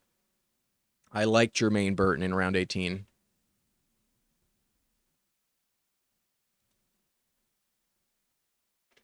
Okay, here's the full team. Hurts, Bryce Young. The stacks I have are Tedero McMillan and Dallas Goedert. Otherwise, no stacks at all. Running back room with Jacobs, Swift, Jordan Mason, Ramondre, Jalen Wright, Marshawn Lloyd. And then wide receiver CeeDee Lamb, Tyreek Hill, Tet McMillan, Jacoby Myers, Christian Kirk, Jalen McMillan, Darius Slayton, Jermaine Burton. The receiving room is pretty good. Tight end is competitive, as if Goddard and Hockenson can stay healthy, I think we're in good shape. Running back, kind of shaky, but pretty reliant on Jacobs and Lloyd. And then Swift, I think, will carry us. Maybe we do hit on Mason, Ramondre, and Jalen Wright. So I think the team is decent. Give me 1 second for the next one. Like, what is his upside? Darius Slayton, glad you asked. The upside is if Malik Neighbors gets hurt, Slayton is their wide receiver 1. I know Wan'Dale gets more targets, but Slayton will operate as the guy you need. Here is his game log last season. Darius Slayton. And in weeks 5 and 6, those were the 2 weeks when Malik Neighbors had a concussion and was not on the field. He had 11 targets in both games and 8 for 122 and a touchdown. That is fantastic. That's 22.5 fantasy points. And then the week after that, 6 for 57. Not great. It's only about 9 fantasy points. But that's the upside. Slayton is the deep threat. And maybe Russell Wilson likes him. Maybe Jameis Winston likes him. You know, he chucks it deep. And then Jackson Dart is a bit of a madman. I think Jackson Dart might be a little bit less risk averse. And perhaps some of those 140 targets that went to Wan'Dale last year, maybe 20 of them, 25 of them, pivot in favor of Slayton. And now all of a sudden Slayton is now a 95 target type of guy. And some of those deep shots do turn into more touchdowns. He's a deep threat, and he can go over 100 yards, especially if Neighbors goes down. That is the best case scenario in best ball for Slayton. So a cheap price, that's what I like about him. And I think with Jackson Dart and just new quarterbacks in general entering the Giants offense, there is a potential where he does overtake or at least eat in to the target share of Wan'Dale Robinson. They did pay him $13 million, so he's going to stay on the field as that number 3 option. That is why I'm comfortable with Slayton at this price. But Ant is saying if you're out on McCarthy, then you should be betting on the goal line back on a revamped run blocking O-line with Jones, another year older and injury prone. That's fair. The age of Aaron Jones is a red flag. Best Ball on Call wants you to shut the fuck up, keep that a secret. But again, I will just harp in on the price. The reason I don't like players is not because I don't understand their upside in general, but for the price you're paying, you are basically locking in the assumption that Aaron Jones misses like half the season. Because I just don't see him getting more than like 8 touches per game if Aaron Jones is healthy. I can totally be wrong, but do I realize Jermaine Burton is a mental case and his talent won't outproduce his dysfunctional brain issues? I know he has some character concerns, but all of the camp reports are saying that he is shining this year and has a chance to clearly overtake Yoshivas. I don't think Yoshivas is that good to guarantee the job. It's just that Burton was a rookie last year and Yoshi had more cachet in that offense and more of a trust factor with Burrow. I think Burton is going to be the wide receiver 3 in Cincinnati. And T. Higgins is kind of injury prone, usually misses time. Last year he missed 5 games. So I do think Jermaine Burton can slot in when he's off the field. And overall, their offense is really top heavy with just like 3 players getting almost all of the targets and Jamar Chase, T. Higgins, and Chase Brown. If any one of them misses time, then it will bode well for not only Mike Gesicki, but one more receiver. I am betting that the market is wrong and that Yoshivas is not the player you want this year. It was last year. This year, I think it's Jermaine Burton. Also, Jermaine Burton goes undrafted, and if I'm right about that, then I will have a big advantage being able to hopefully advance some teams with Jermaine Burton, where the majority of teams later in the tournaments will not have Jermaine Burton as he is undrafted in these tournaments. So that's my case for Jermaine Burton. I know he's a little bit crazy, maybe not as crazy as you think, but he was drafted in round 3, and he was more of like a second-round talent. He's a talented guy. Slayton is criminally underrated. If you like Slayton, then you have to be in on Tillman. Tillman's fine. Shamrock says I had to take a third quarterback with Rodgers falling plus the buys. Oh, did you have the same bye week? Let me pull up your full roster real quick. The Dachshund. ¿Dónde está? Shamrock. Did go Rodgers, and yeah, you did have double week 8 buys. Understandable. Rodgers not stacked up, but I guess you don't need him. You really just need him for week 8, I suppose. And there is some level of upside. You also have DK Metcalf. Yes, you have Metcalf. So, a fine pick. Fine pick. Nobody should be out on McCarthy. There's reasons to be worried about McCarthy, but if you trust Kevin O'Connell, then you have to dismiss them at least a little bit. Scat there now 2 for targets. Theo year 2, I'm out. That's fair. Go ahead. Look at Mason's game log. I do know that Mason was productive last year. He also doesn't catch passes. He also does not catch passes. But Burton can be the wide receiver 3, but his targets aren't going to be like the 5th in that offense behind Gesicki and the running back. It's contingent on an injury. I will acknowledge it's contingent on injury. But I believe he's the wide receiver 3 this season. Can stack Mason with Gibbs, JMO, ARSB. That Vikings Lions bring back.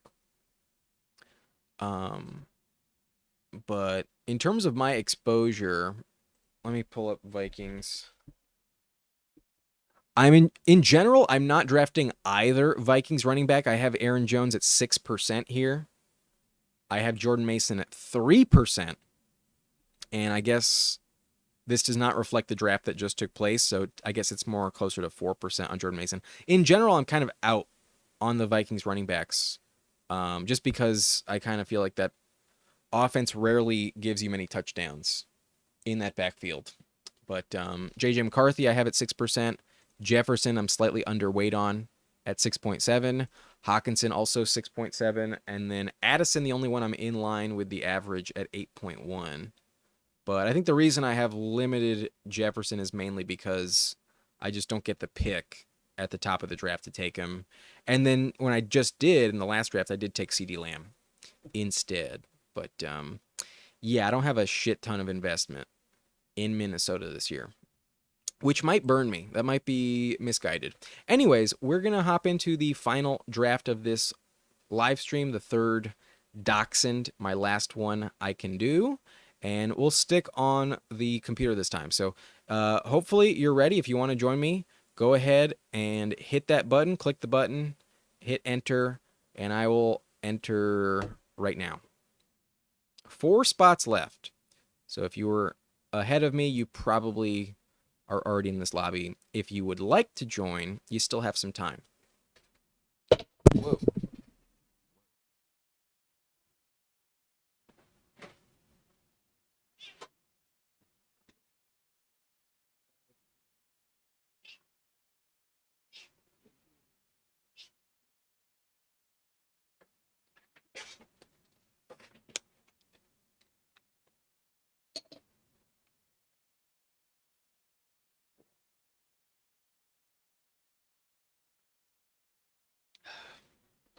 Fucking thirsty.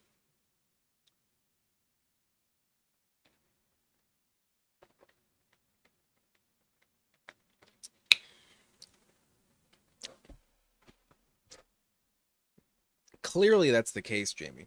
Clearly. Okay, this lobby's full. And we get pick 3. We're in at pick 3.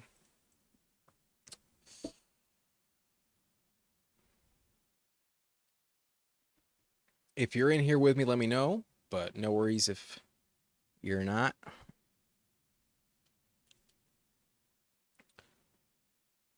A lot of badges in this one. Only one team without a badge. Snipe City, I'm in at 4. Big game. There we go. Yeah, Snipes incoming. Okay.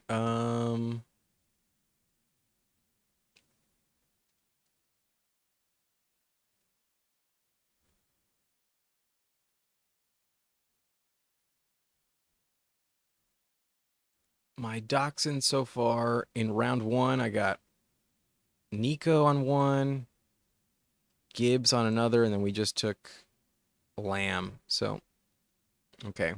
We're not taking Lamb at pick 3 here.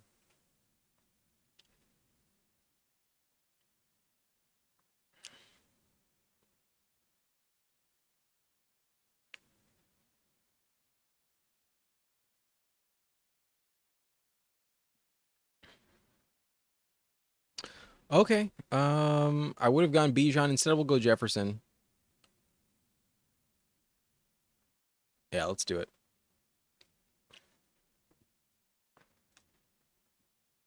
If I'm slightly underweight on Jefferson, it's because I've been fading him for a few weeks now. I've got to get back in.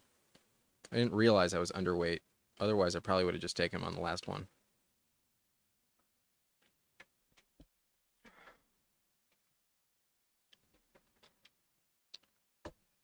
You didn't even take him, though. You went Saquon instead. Couldn't pull the trigger. Cottonmouth hits different at this time of night. It does. However, your boy did not smoke tonight. Still on a bit of a tolerance break.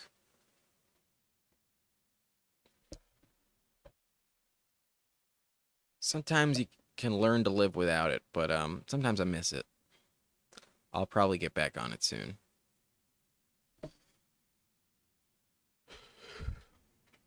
But does feel kind of off-brand to be live streaming this late and not be hitting the pipe or something. The cat is back. She saw me get up and get something out the fridge.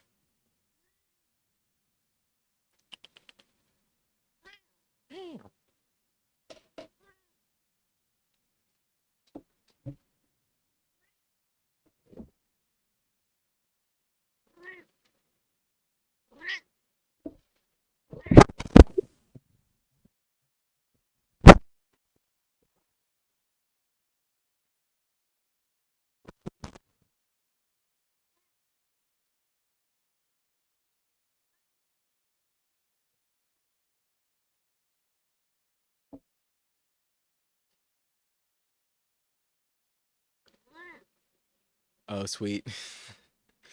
You know, the break, when you end the break and you get back to it, it's like shocking how little weed it takes to just fucking fly.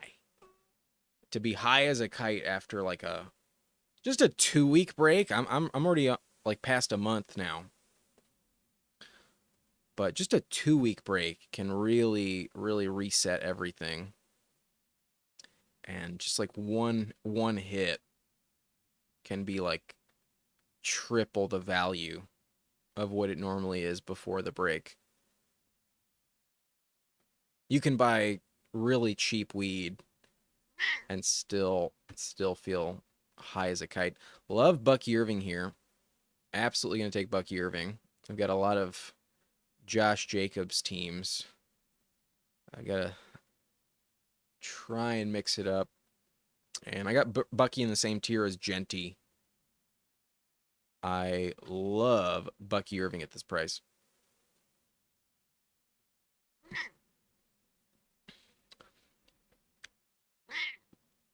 Okay, Jamie, just a reminder, you had this situation in the last one where you ignored receiver for a long time. You went with Saquon, an elite tight end.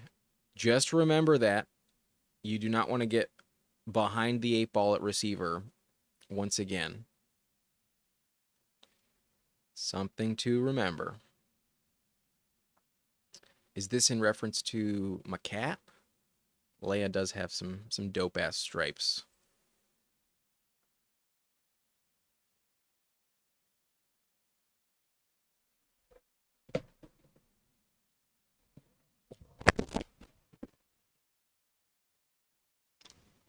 McBride off the board. Oh, we could go Jacobs as well. I have Jefferson, so the anchor wide receiver. Kind of tempting. Let's say fuck it. Yeah, the price on here on Jacobs is a little too tempting to pass up. I've got a lot of Jacobs, but he's a good pick. He might be overdoing it sometimes, but I never regret it. I never regret it.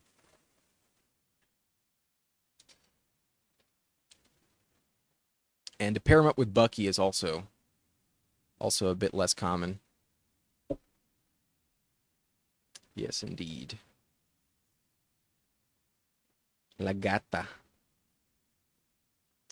Do any of y'all speak Spanish? I'm not like fluent in Spanish, but for some reason I always feel compelled to throw it in there. Whether it's a vamonos or something like that. I am Mexican. I'm both Mexican and French. But born in America, I do not identify as much with those other countries. I'm glad you have at least one wide receiver in the first 3 rounds. It's about time, Jamie.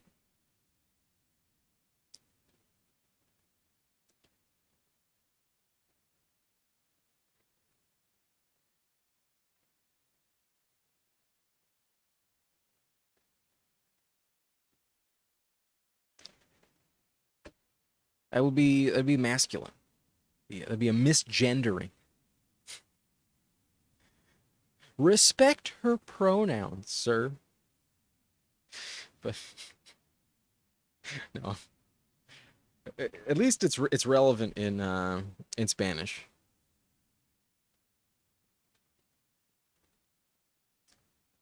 Only in Spanish. In English, who the fuck cares? It's just a cat. But in Spanish, it's more specific. But she's not a Gat X, that's for sure. No Latin X. That shit crashed and burned, didn't it? That shit was always cringe.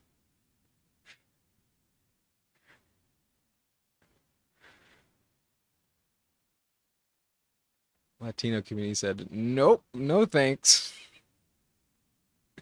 You will not redefine our language. Thank you very much. Okay. Probably gonna go JMO here, but Worthy's on the board. I rarely ever take Worthy, but the thing about JMO is he plays the Vikings in week 17. I'm gonna do that. I'm gonna continue to fade the Chiefs. This channel is a full Chiefs hater. We give that team with Rashee Rice a bit of a gift. Oh, they go Hampton instead. I'm surprised they didn't take the Worthy combo.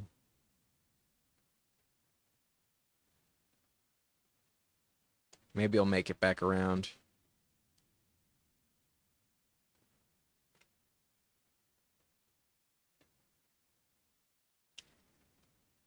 But my big fear with JMO is that he gets suspended again. Whether he takes some PEDs or, just humps the ground again after a touchdown a little too many times. When he started fucking the ground last year in that Niners game, that shit was hilarious. Okay, we just took Hurts on the previous team. I don't think I'm going to do it again. I learned my lesson. And I got Bucky and Jacobs. Don't need running back. I'm going to go Ridley. I think Ridley's a better pick than these other receivers in round 5. Gonna take Ridley. Also opens us up for a Cam Ward selection. Never regret a late Cam Ward.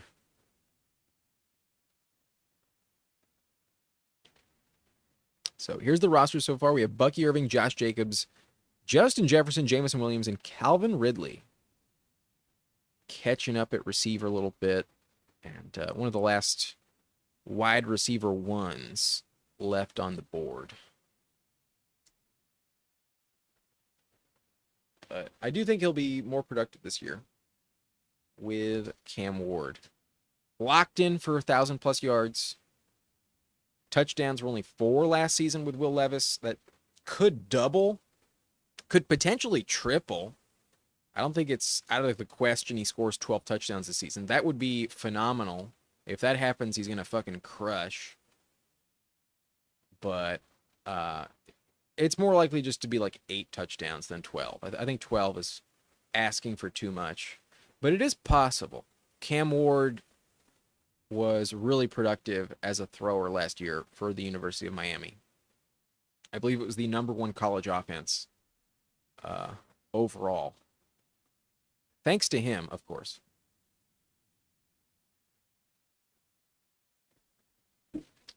Anxiety through the roof with the 20 seconds. Yeah, the 20-second timer is a bit of a rough thing.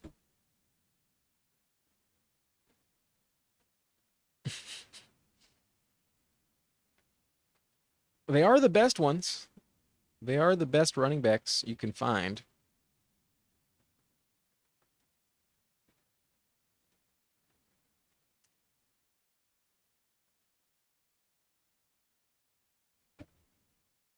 I think once you pass round 7, it's hard to find like good running backs for a while. So he hasn't gone overboard. Only 2 running backs through the first 5 rounds. That's fine. But still need some receiver depth. Oh. Sometimes I forget to scroll up because like the crop job we have on the live stream is different than the crop I have on the browser. So sometimes I can see the bottom half of the board, and then like the last round will be taken out of view for y'all. So apologies if sometimes I forget to scroll down and show you the actual round at the bottom. But DFS Texas only 2 receivers. I might get James Conner here. Might be in line for James Conner. If big game passes, I might take him. But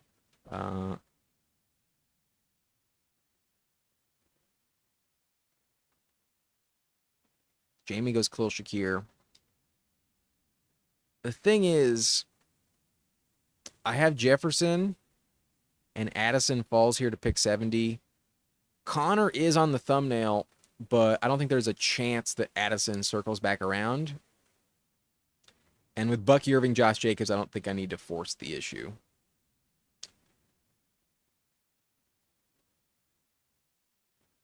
So I'll go with Addison. That team at 1 gets Connor. That's a good value. Good for them. That team at 1 is kind of scary now with Connor. Do we go Debo or what do I do here? We have Bucky, Josh Jacobs, Jefferson, Jamo, Ridley, and Addison. Debo's at the top of ADP.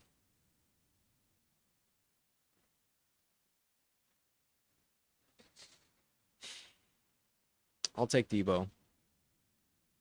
Falls 6 picks.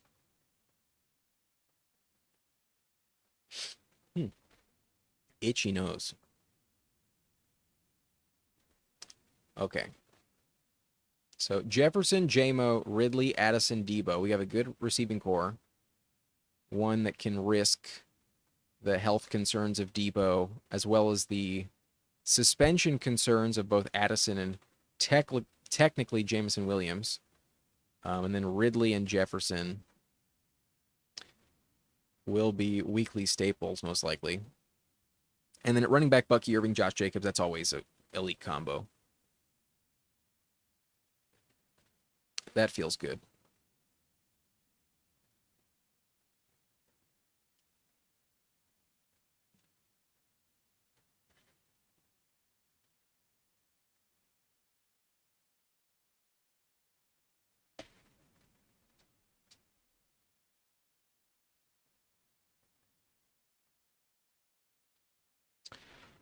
Judkins at 77, then Laporta, Swift, Pollard, now Hawkinson off the board. That team with Hawkinson has Lamar Jackson, so that's something to keep in mind, but I don't think they're going to reach on McCarthy in the 10th round, so I'll probably get McCarthy at pick 118. But what else do I have? I'm kind of locked into a J.J. McCarthy pick here with Jefferson and Addison, even though we've been kind of mentioning that J.J. McCarthy's not the best quarterback you could find. He's either going to prove all the doubters wrong and fucking crush. Kevin O'Connell's just going to make that shit work, or he will be one of the biggest letdowns imaginable. There's going to be no in between with McCarthy. Either he looks as good as Bo Nix did last year, or he completely shits the bed. But who knows? Maybe he'll wear some like adult Pampers during the games, and we don't see the streaks of shit down his legs. But he did win a national championship. You can't really do that while being terrible. They didn't ask him to carry the team, though, but still. On third down, he was very effective in college. Found himself in a lot of third down must-convert situations where he did show up.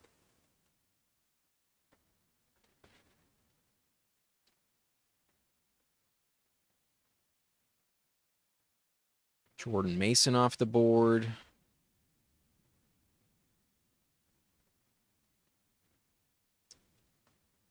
Okay, here's what I'm going to do. I'm going to go Bo Nix here because I don't want the running backs.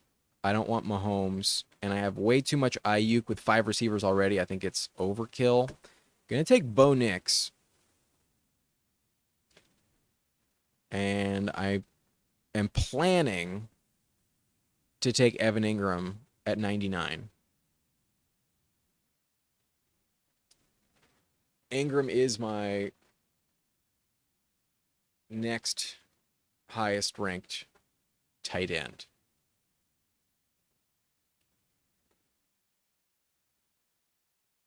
Ayuk goes to the team at 1. They now have 6 receivers with James Conner, Caleb Johnson. Mahomes goes 95 to the team with Rashee Rice. I would expect them to go Kelsey at 98. This team goes Baker Mayfield. Unstacked. Kyler Murray off the board. Okay, so they leave Kelsey. That's interesting. I'm going to pass on Kelsey, though. I have Ingram ranked higher. And with Bo Nix, that was the plan all along. We got Bo Nix, Evan Ingram.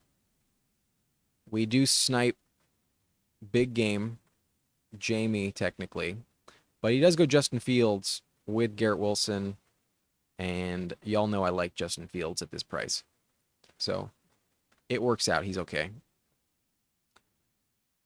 But Bo Nix, Evan Ingram. That should be a good combo. Ayuk is such a bad pick. Ayuk is my most drafted player. I'm fine with Ayuk, man. I'm a believer in Ayuk. I understand the risk. I don't care. Ayuk's been one of my favorite picks for years now. With this big discount, I'm not gonna panic. I refuse to move off of Ayuk.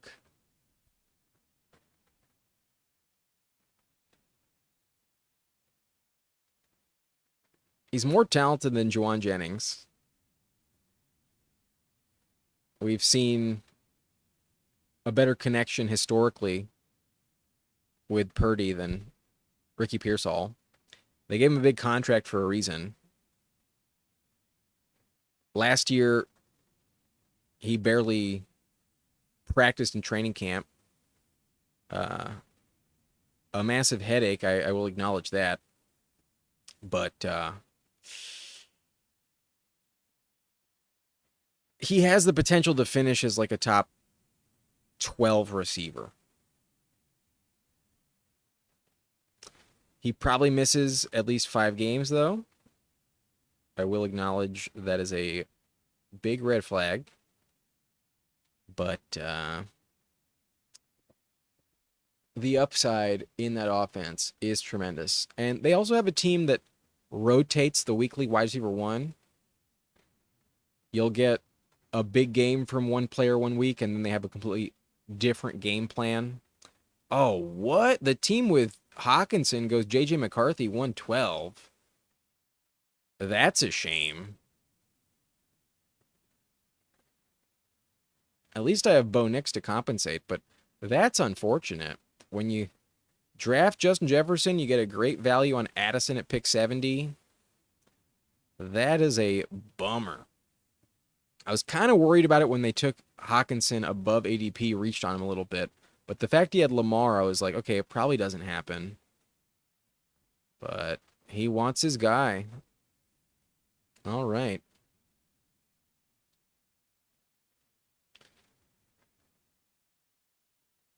I can still get Cam Ward. I can't get Goff anymore. But we're not desperate. I'm going to take Charbonnet. I need a running back. And Charbonnet is the most valuable handcuff there is. When Charbonnet's the starter, he averages 17.5 points per game. That's top 5. Granted, you're probably not getting more than like 5 or 6 games where that's the case. But in general, Walker does miss time. I wanted Drake May there. That's kind of unfortunate, but I'll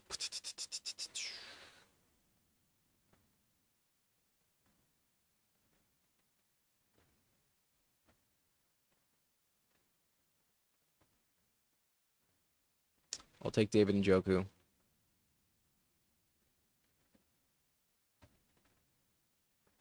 Bummer on McCarthy.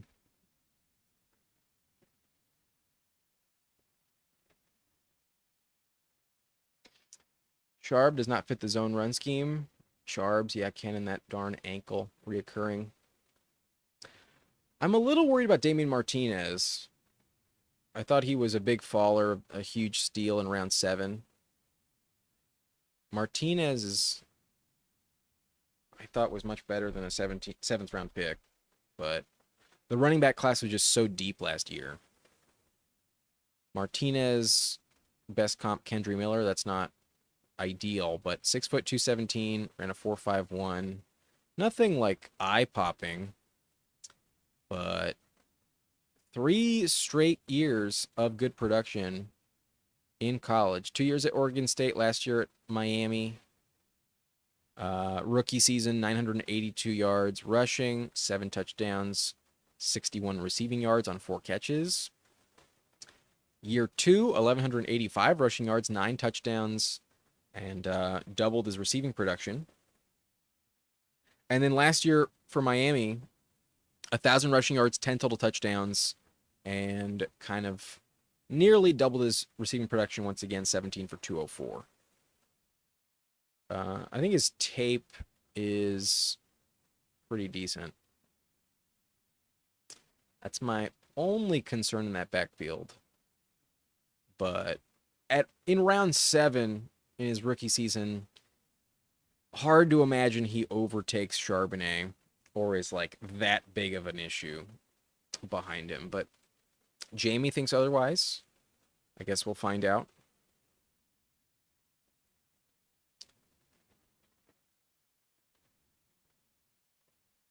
Hollywood falling. just a little bit.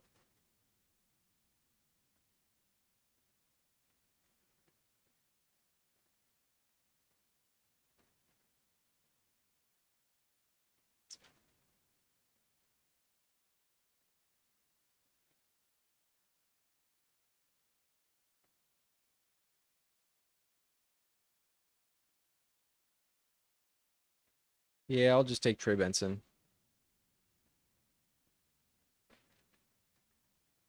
Okay, so I'm locked into Cam Ward, but Cam Ward goes 163. My next pick is 166. Do I push it? I've seen Ward fall a decent amount of times, but there have been some snipes at quarterback. Oh, there's a team with no quarterback at all in the 10 slot. So they're going to get a little desperate. They do have Tajay.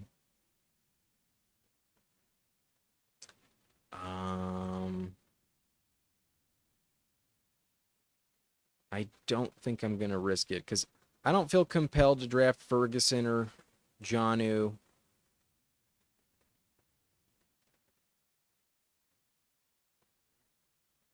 Yeah, I'm just going to take Cam Ward.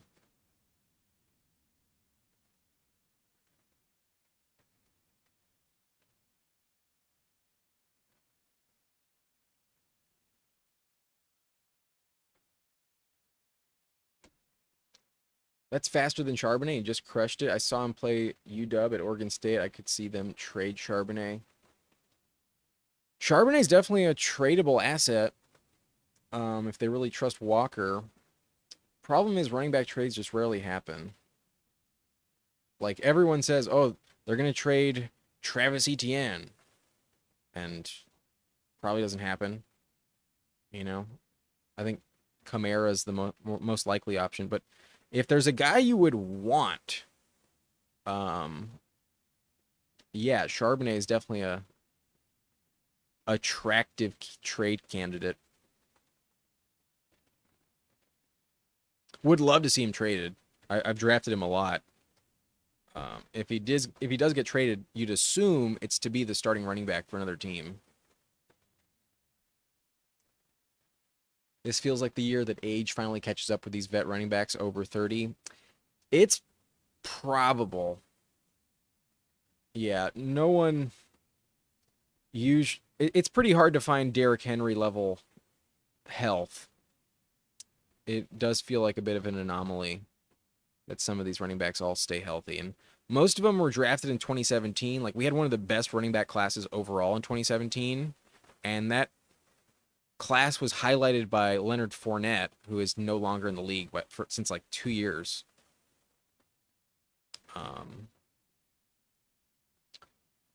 Inevitably, they will go down.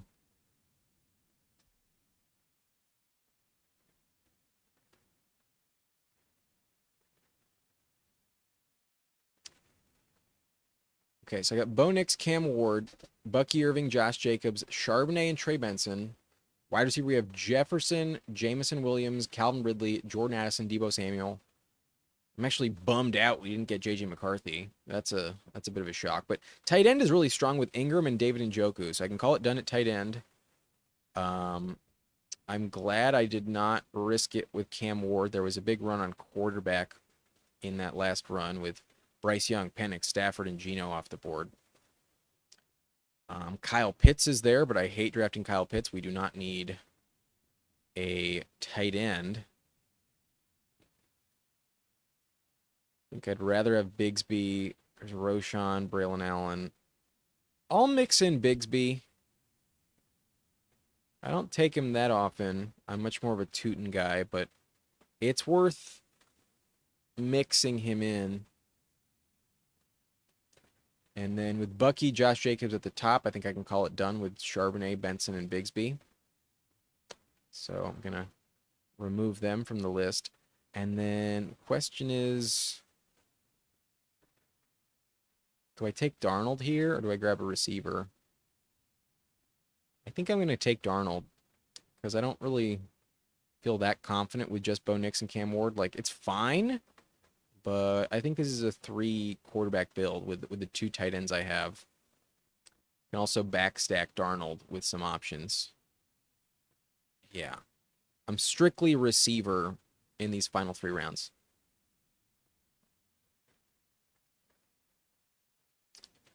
Bashal has fallen, I think, down to the 125 range. Seems like a better value now. Sometimes he goes in the 130s. Like, I've gotten Bashal Tutin at, like, pick 140 before. And I completely agree. I think he's a smash pick at that range.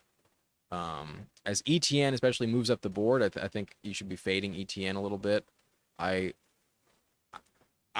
might be wrong. I always acknowledge that I can be completely off base with some of these takes, but last year Travis Etienne wasn't even as good as Tank Bigsby on a per game basis. Neither of them were top 35 at the position. They both averaged like 7.5 points.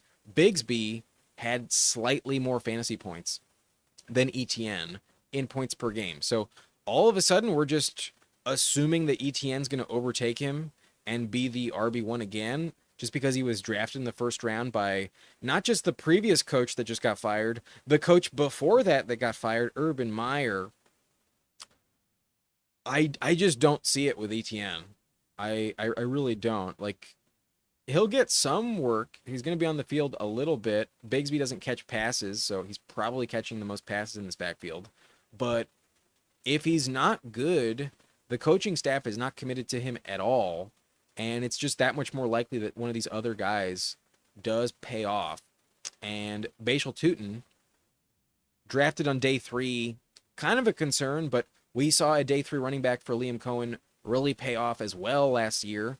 Bucky Irving fucking smashed in the Liam Cohen system, and Bucky Irving never really saw more than like 60% of the snaps in any one game. Bucky Irving was able to really perform well on limited touches, and maybe that's just because Bucky Irving is that fucking good, but Tutin has some of the highest speed of any running back in the NFL, ran a 4.32 at the combine, and that's like Devon Achane level speed. So I think there's way more upside with Tutin.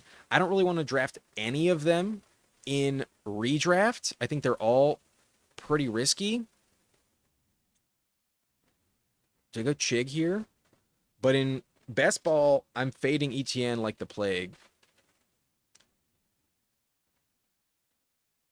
I'll go Calvin Austin.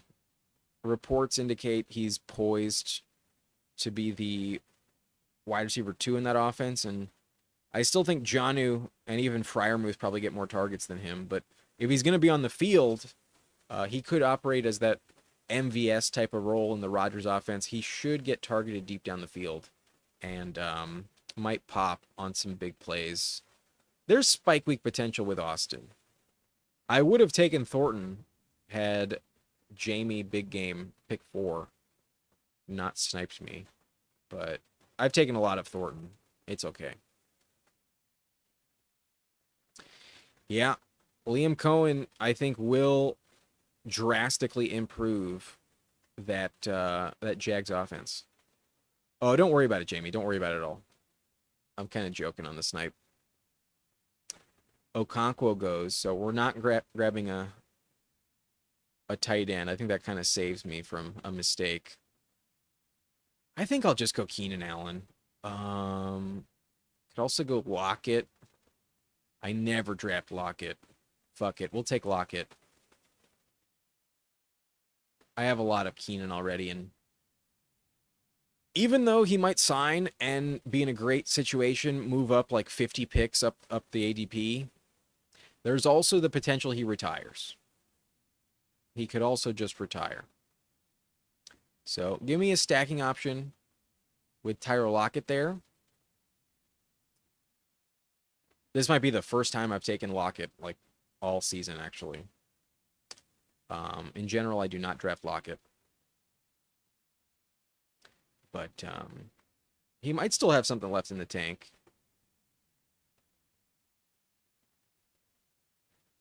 He's helped me win some championships in the past, that's for sure. Lockett was so underrated for so many years. Maybe it was just the new coaching staff that really wanted to fade him.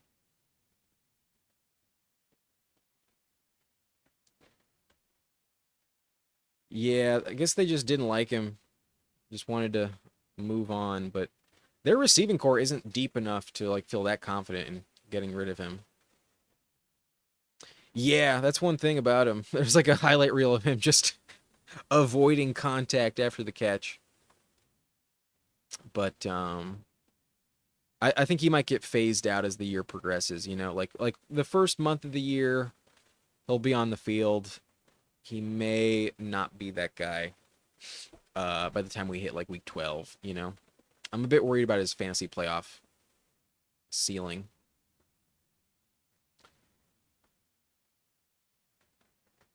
It is interesting that all three of them are gone in Seattle. Just like a complete changing of the guard, other than JSN. That receiver room is up for grabs, and I know exactly where I'm going with this last pick. One of my favorite options in round 18. It's not Jermaine Burton. If you've watched the live streams this late in the past, you know exactly who it is. Shouldn't be a surprise. But Cooper Kupp is the number 2 receiver there, and he rarely stays healthy. Cooper Kupp is maybe not washed, because when he is healthy, he's still decent, but his body's just not the same. His body's taking a massive pounding. I have Darnold. It's totally justified to grab a Seahawks receiver. That's where I'm going. And I might be wrong, but Deontay Johnson goes. I'm taking. Gotta scroll down. Torrey Horton, rookie for the Seattle Seahawks, drafted in round 5. Would have been drafted higher. I think he was more like a 3rd round talent, if not for some injury concerns. But Torrey Horton is 6'3", 196 pounds, ran a 4.41, drafted in round 5 out of Colorado State, is 22 and a half years old, and he played all 4 years in college, but last year did go down, only played 5 weeks, finished with 26 targets, 353 yards, 1 touchdown. So bad numbers last year as a senior for Colorado State. But the previous 2 seasons as a sophomore and as a junior, really efficient, really effective. Back-to-back years with 1,130 receiving yards and 8 touchdowns. The dude is talented. And this is a valid question, Reflect the Sun, MVS or Torrey Horton. I believe it's Torrey Horton. I've also seen some camp reports that indicate he was fully good to go.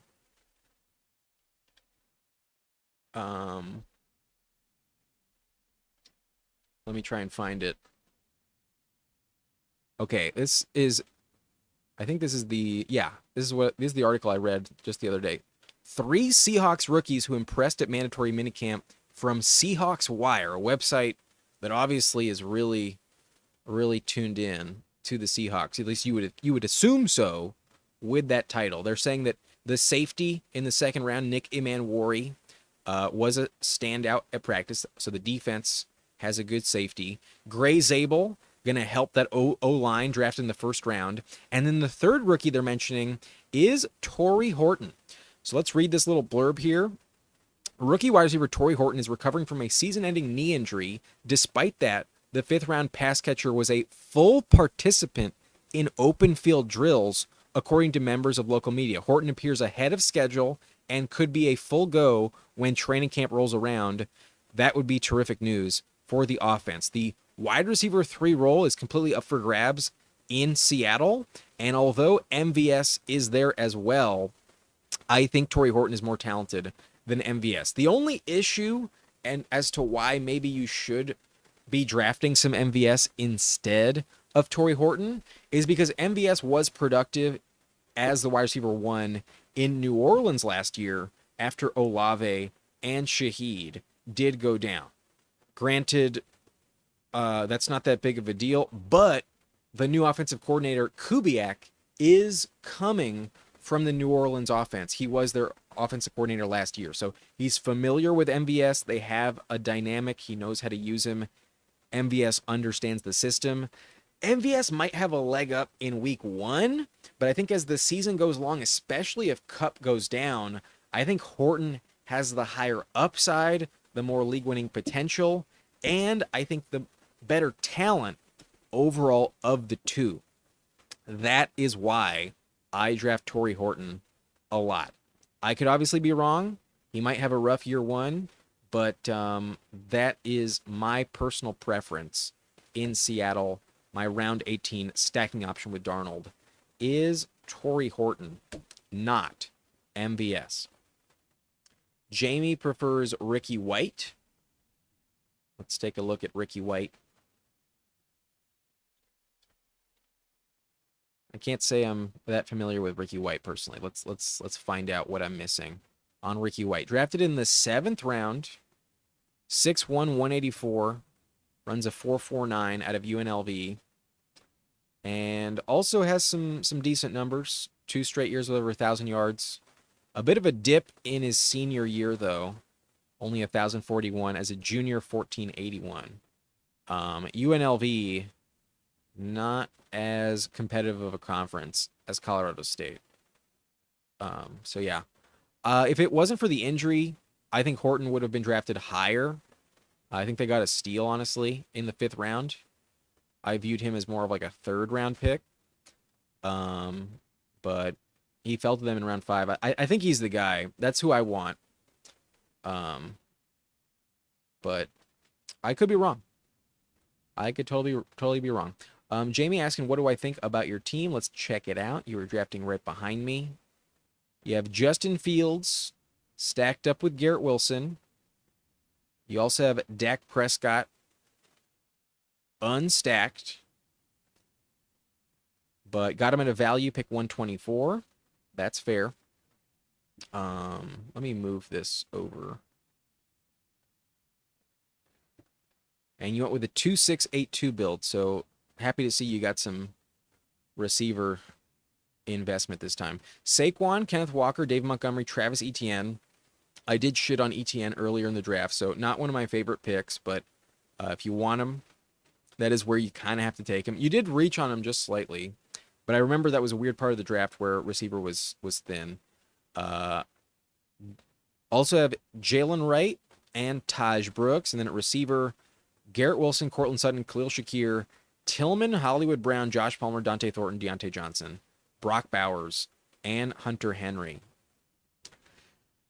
I would not have taken Etienne. If I recall, Ayuk was on the board. I think you should have just taken Ayuk, man, even if you don't like him. Yeah, you passed on Ayuk for Etienne. I would have taken Ayuk 100% personally. So that I didn't like. You take Tillman at 117. That's a reach. Again, Tillman usually goes like pick 150. You can get Tillman later. Hollywood, I remember kind of fell to you. Hollywood, I thought was a good pick for you. Palmer there could be okay. I like the Thornton pick, and then Deontay Johnson a swing for the fence, but might be irrelevant. Looks like the slot receiver though in Cleveland, according to reports. Yeah, I think you overinvest in running back just a bit there, but would not have taken Etienne. I think that was the big pick I would have changed. I disagree. Even if he does, those other 9 games, he could average like 13.5 points. That's still very usable in round 8. So that's the big thing I would have changed. Ayuk instead of Etienne. And I don't think you need 6 running backs with who you have. With Saquon and Kenneth Walker, David Montgomery as the top 3, I don't think you need Etienne. I really don't. But quarterbacks are decent. Granted, I would have loved Geno Smith on this team, given you have Bowers and then you went with Thornton later.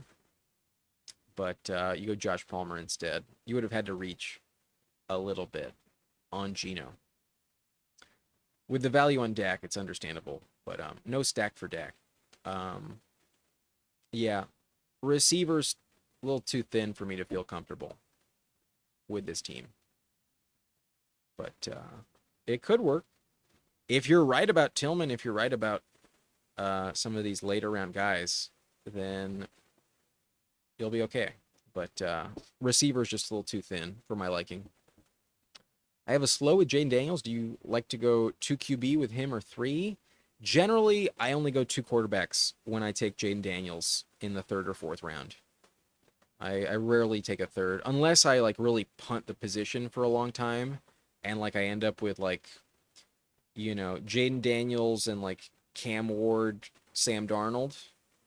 That I'm willing to consider, but in general, even with Cam Ward as the second one, I would still probably go with just 2.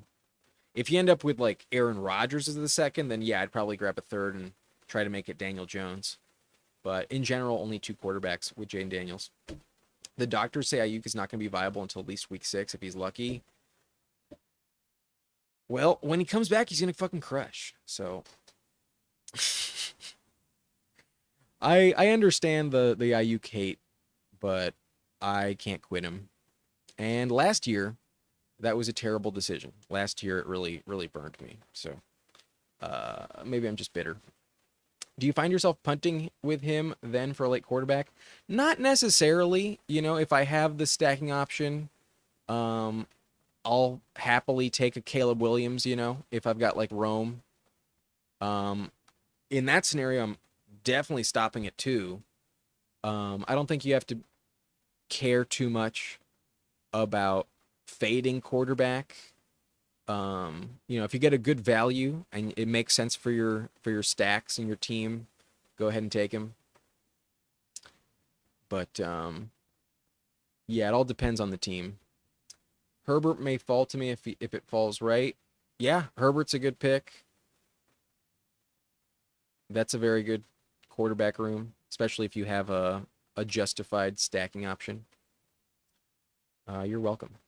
But I think that's going to be it for tonight. Hope y'all enjoyed. Hope y'all are subscribed if you're new. And hope you hit that like button as well. All right, we'll see you next time. But check out my podcast from earlier today on Optimus Fantasy doing a Scott Fishbowl 15 mock. Okay, if I got time, I'll try and check it out. And yeah, hope everyone has a good night. I'll see y'all on Wednesday, and hopefully in the next 48 hours, I will be posting the follow-up, part 2 of my running back rankings. If you haven't checked that out, go ahead and peep it on the channel page. But if you're subscribed, it should have shown up in your For You page. Anyways, that's it for me. Hope you enjoy the rest of your evening. Sleep well. I'll see you next time. Bye-bye.